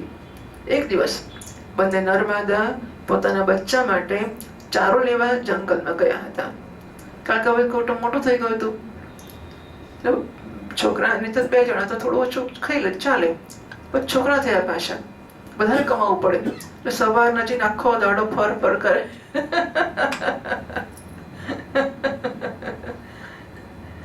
એવું છે કે સ્ત્રી પુરુષની વાત કરતા આપણને વિશ્વાસ ના પડે ને સાંભળવાનું ગમે નહીં. કબૂતર કેવો અક્કલ વગરનો છે, એટલે કબૂતરની વાત સાંભળવાની મજા આવે. કેમ મૂર્ખ છે, આપણે ડાયા છીએ. કુટુંબ મોટું થઈ ગયું હતું એટલે હવે બચ્ચાઓના ચારાને માટે લાંબા સમયથી જંગલમાં ચારે બાજુ વિચરણ કરતા રહ્યા. આ બાજુ એક બહારથી ફરતો ફરતો સંયોગ વરસાદ એમના માળા પાસેથી નીકળ્યો. એમણે જોયું કે માળાની આસપાસ કબૂતરના બચ્ચા કૂદી રહ્યા છે. જાળ ફેલાવીને એમણે પકડી લીધા. કબૂતરી બચ્ચાને ખવડાવવા પીવડાવવા માટે દરેક સમય ઉત્સુક રહ્યા કરતા હતા. હવે એ ચારો લઈને પોતાના માળા પાસે આવ્યા. કબૂતરીએ જોયું કે નાના નાના બચ્ચાના હૃદયના ટુકડાઓ ઝાડમાં ફસાયેલા છે અને દુઃખથી ચ્યાં ચ્યાં કરી રહ્યા છે. કુટરકો ભૂલી ગયા છે, ચ્યાં ચ્યાં કરવા માંડ્યા. એવી સ્થિતિમાં એમને જોઈને કબૂતરીના દુઃખની સીમા ના રહી. રડતી કકળતી એ એમની પાસે દોડી ગઈ. વિચાર તો કરો કેવું થઈ જાય માને. ભગવાનની માયાથી રચિત અત્યંત દીન દુઃખી થઈ ગયો હતો. એ ઉમળતા સ્નેહની જો બધી માને દુઃખ તો થાય જ, કોઈ પણ માને થાય. આપણી માં હોય કે પતંગિયાની ગમે તેની માં હોય, પણ અક્કર તો ચલાવે ને કે મહી પડવાથી આપણે મરીશું, પેલા થોડા જીવવાના છે. પણ આ ભગવાનની માએ એટલા આસક્ત કર્યા હતા કે કશું વિચારવાની સૂચન નહોતી. એ ઉમળતા સ્નેહની દોરડીથી જકડાયેલી હતી. પોતાના બચ્ચાને જાળમાં ફસાયેલા જોઈને એને પોતાના શરીરનો ભાન રહ્યું જ નહીં અને જાતે જ જઈને જાળમાં ફસાઈ ગઈ. બોલો, કબૂતરે જોયું કે મારા પ્રાણોથી પણ પ્યારા બચ્ચા જાળમાં ફસાયેલા છે અને મારી પ્રાણપ્રિય પત્ની પણ એ દશામાં પહોંચી ગઈ છે. તો કબૂતરને શું કરવાનું? એ અત્યંત દુઃખી થઈ ગયો અને વિલાપ કરવા લાગ્યો. ખરેખર એ સમયની દશા અત્યંત દયનીય હતી. અરે રે, હું કેવો અભાગ્યો છું, એવો દુર્મતી છું, હાય હાય, મારો સત્યાનાશ થઈ ગયો. જુઓ તો ખરા, હજુ મને તૃપ્તિ તો થઈ જ નથી, મારી આશાઓ પૂરી ન થઈ. હજુ પહેલી જ વાર એને બચ્ચા થયા છે, હજુ તમારે 25 વાર બચ્ચા કરવાના હતા. અને જુઓ તો ખરા, અરે રામ રામ, કેવી મારી દુર્દશા થઈ. હજુ તો જુવાનીમાં પગ જ મૂક્યો છે અને મારી પત્ની પેલી જાળમાં ભરાઈ પડી છે. જુઓ જુઓ, હજુ તૃપ્તિ નથી થઈ, મારી આશાઓ પૂરી ન થઈ. ત્યાં સુધી મારા ધર્મ અર્થ અને કામ ન મૂળું ક્રોસ્તાશ્રમ નષ્ટ થઈ ગયો. હાય હાય, મારી પ્રાણ પ્યારી મને જ પોતાનો ઇષ્ટદેવ સમજતી હતી, મારી એક એક વાત માનતી હતી, મારી ઈશારા પર નાચતી હતી, બધી રીતે મારી લાયક હતી. આજે મને સોના ઘરમાં છોડીને અમારા સીધા સાદા ભોળા બાળકોની સાથે સ્વર્ગમાં જતી રહી છે. મારા બચ્ચા મરી ગયા, મારી પત્ની જતી રહી, તો મારું જીવન શું કામ છે સંસારમાં? એક તો દીન અને મિતુર જીવન, ગૃહિણી વગરનું જીવન એ બળતરાનું વ્યથાનું જીવન જ હોય છે. હવે આ સોના ઘરમાં કોને માટે હું જીવું? રાજન, કબૂતરના બચ્ચા જાળમાં ફસાઈને તડફડતા હતા. ચોખ્ખું દેખાતો હતો કે મોતના પંજામાં છે, પણ એ મૂર્ખ કબૂતર આ બધું જોવા છતાં પણ એટલો દીન થઈ રહ્યો હતો કે પોતે જાતે પણ જાણી જોઈને જાળમાં કૂદી પડ્યો. રાજન એ પાર્થિવ ક્રૂર હતો. ગૃહસ્થાશ્રમી કબૂતર કબૂતરી અને એના બચ્ચાઓને મળી જવાથી એને બહુ પ્રસન્નતા થઈ ગઈ. એ સમજો કે મારું કામ થઈ ગયું છે, બધાને લઈને ચાલતો થયો. શીખવાનું શું છે ભાઈ આમાં? જે કુટુંબી છે, બેશદ લોકોના સંગ સાથમાં જ જેને સુખ મળે છે અને પોતાના કુટુંબના ભરણ પોષણમાં જે બધું ભાન ખોઈ બેઠા છે. જિંદગીની અથેતી આટલામાં જ છે કે પતિ પત્ની બાળકો કમાવું, એકબીજાને પ્રેમ કરવો, સામ સામ બેસવું અને બધા એકબીજાને પરસ્પર પ્રશંસા કરવી. તું કેટલો સરસ છે, તું કેટલી સરસ છે, છોકરા કેટલા સરસ છે. 4-5 જણા જે ઘરમાં હોય બધા એકબીજાને ખુશી કરે, એકબીજાની પ્રશંસા કરે અને પરસ્પરના મોઢા જોઈને ખુશ થાય અને પરસ્પરની જરૂરિયાતો પોષવા માટે મહેનત કરે. બસ જિંદગીની સાર્થકતા આટલામાં જ છે. બરાબર? ગૃહસ્થ હોય ને બાળક એમાં કશું એની વાત નથી, પણ જિંદગીની સાર્થકતા કે પરિપૂર્ણતા આટલામાં જ છે. માણસ તરીકે જન્મીને બીજું કશું કરવાનું જ નથી, આટલું કર્યું એટલે ધન્ય થઈ ગયા એની વાત છે. આ મનુષ્ય શરીર મુક્તિનું ખુલ્લું દ્વાર છે. મુક્તિ દ્વારમાં પાવૃતમ. હા, મનુષ્યનું શરીર છે મુક્તિનું ખુલેલું દ્વાર છે. એને પ્રાપ્ત કર્યા પછી પણ જે કબૂતરની જેમ પોતાની ઘર ગૃહસ્થીમાં જ ફસાયેલો રહેશે, એ બહુ ઊંચે ચડીને પાછો પડે છે. શાસ્ત્રની ભાષામાં એને આમૃત્યુત કહે છે. એટલે કોઈ સંન્યાસી હોય અને સંન્યાસી સંન્યાસ છોડીને લગ્ન કરે તો એને આરૂઢ પતિત કે આમૃત્યુત કહેવામાં આવે છે. સંન્યાસી લગ્ન કરે ત્યારે આપણને એના પ્રત્યે કેવું જન્મે છે? બહાર બોલીએ કે અંદર તો નિંદા થાય જ ને, આપણને તિરસ્કાર થાય, હીનતાનો ભાન થાય. નિંદા કરીએ ને કે જો ને મોટો સાધુ થયો હતો, સાધુ થયો હતો, જાત જાતનું આપણે કહીએ. કેમ એવું કરીએ? કેમ એવું કરીએ?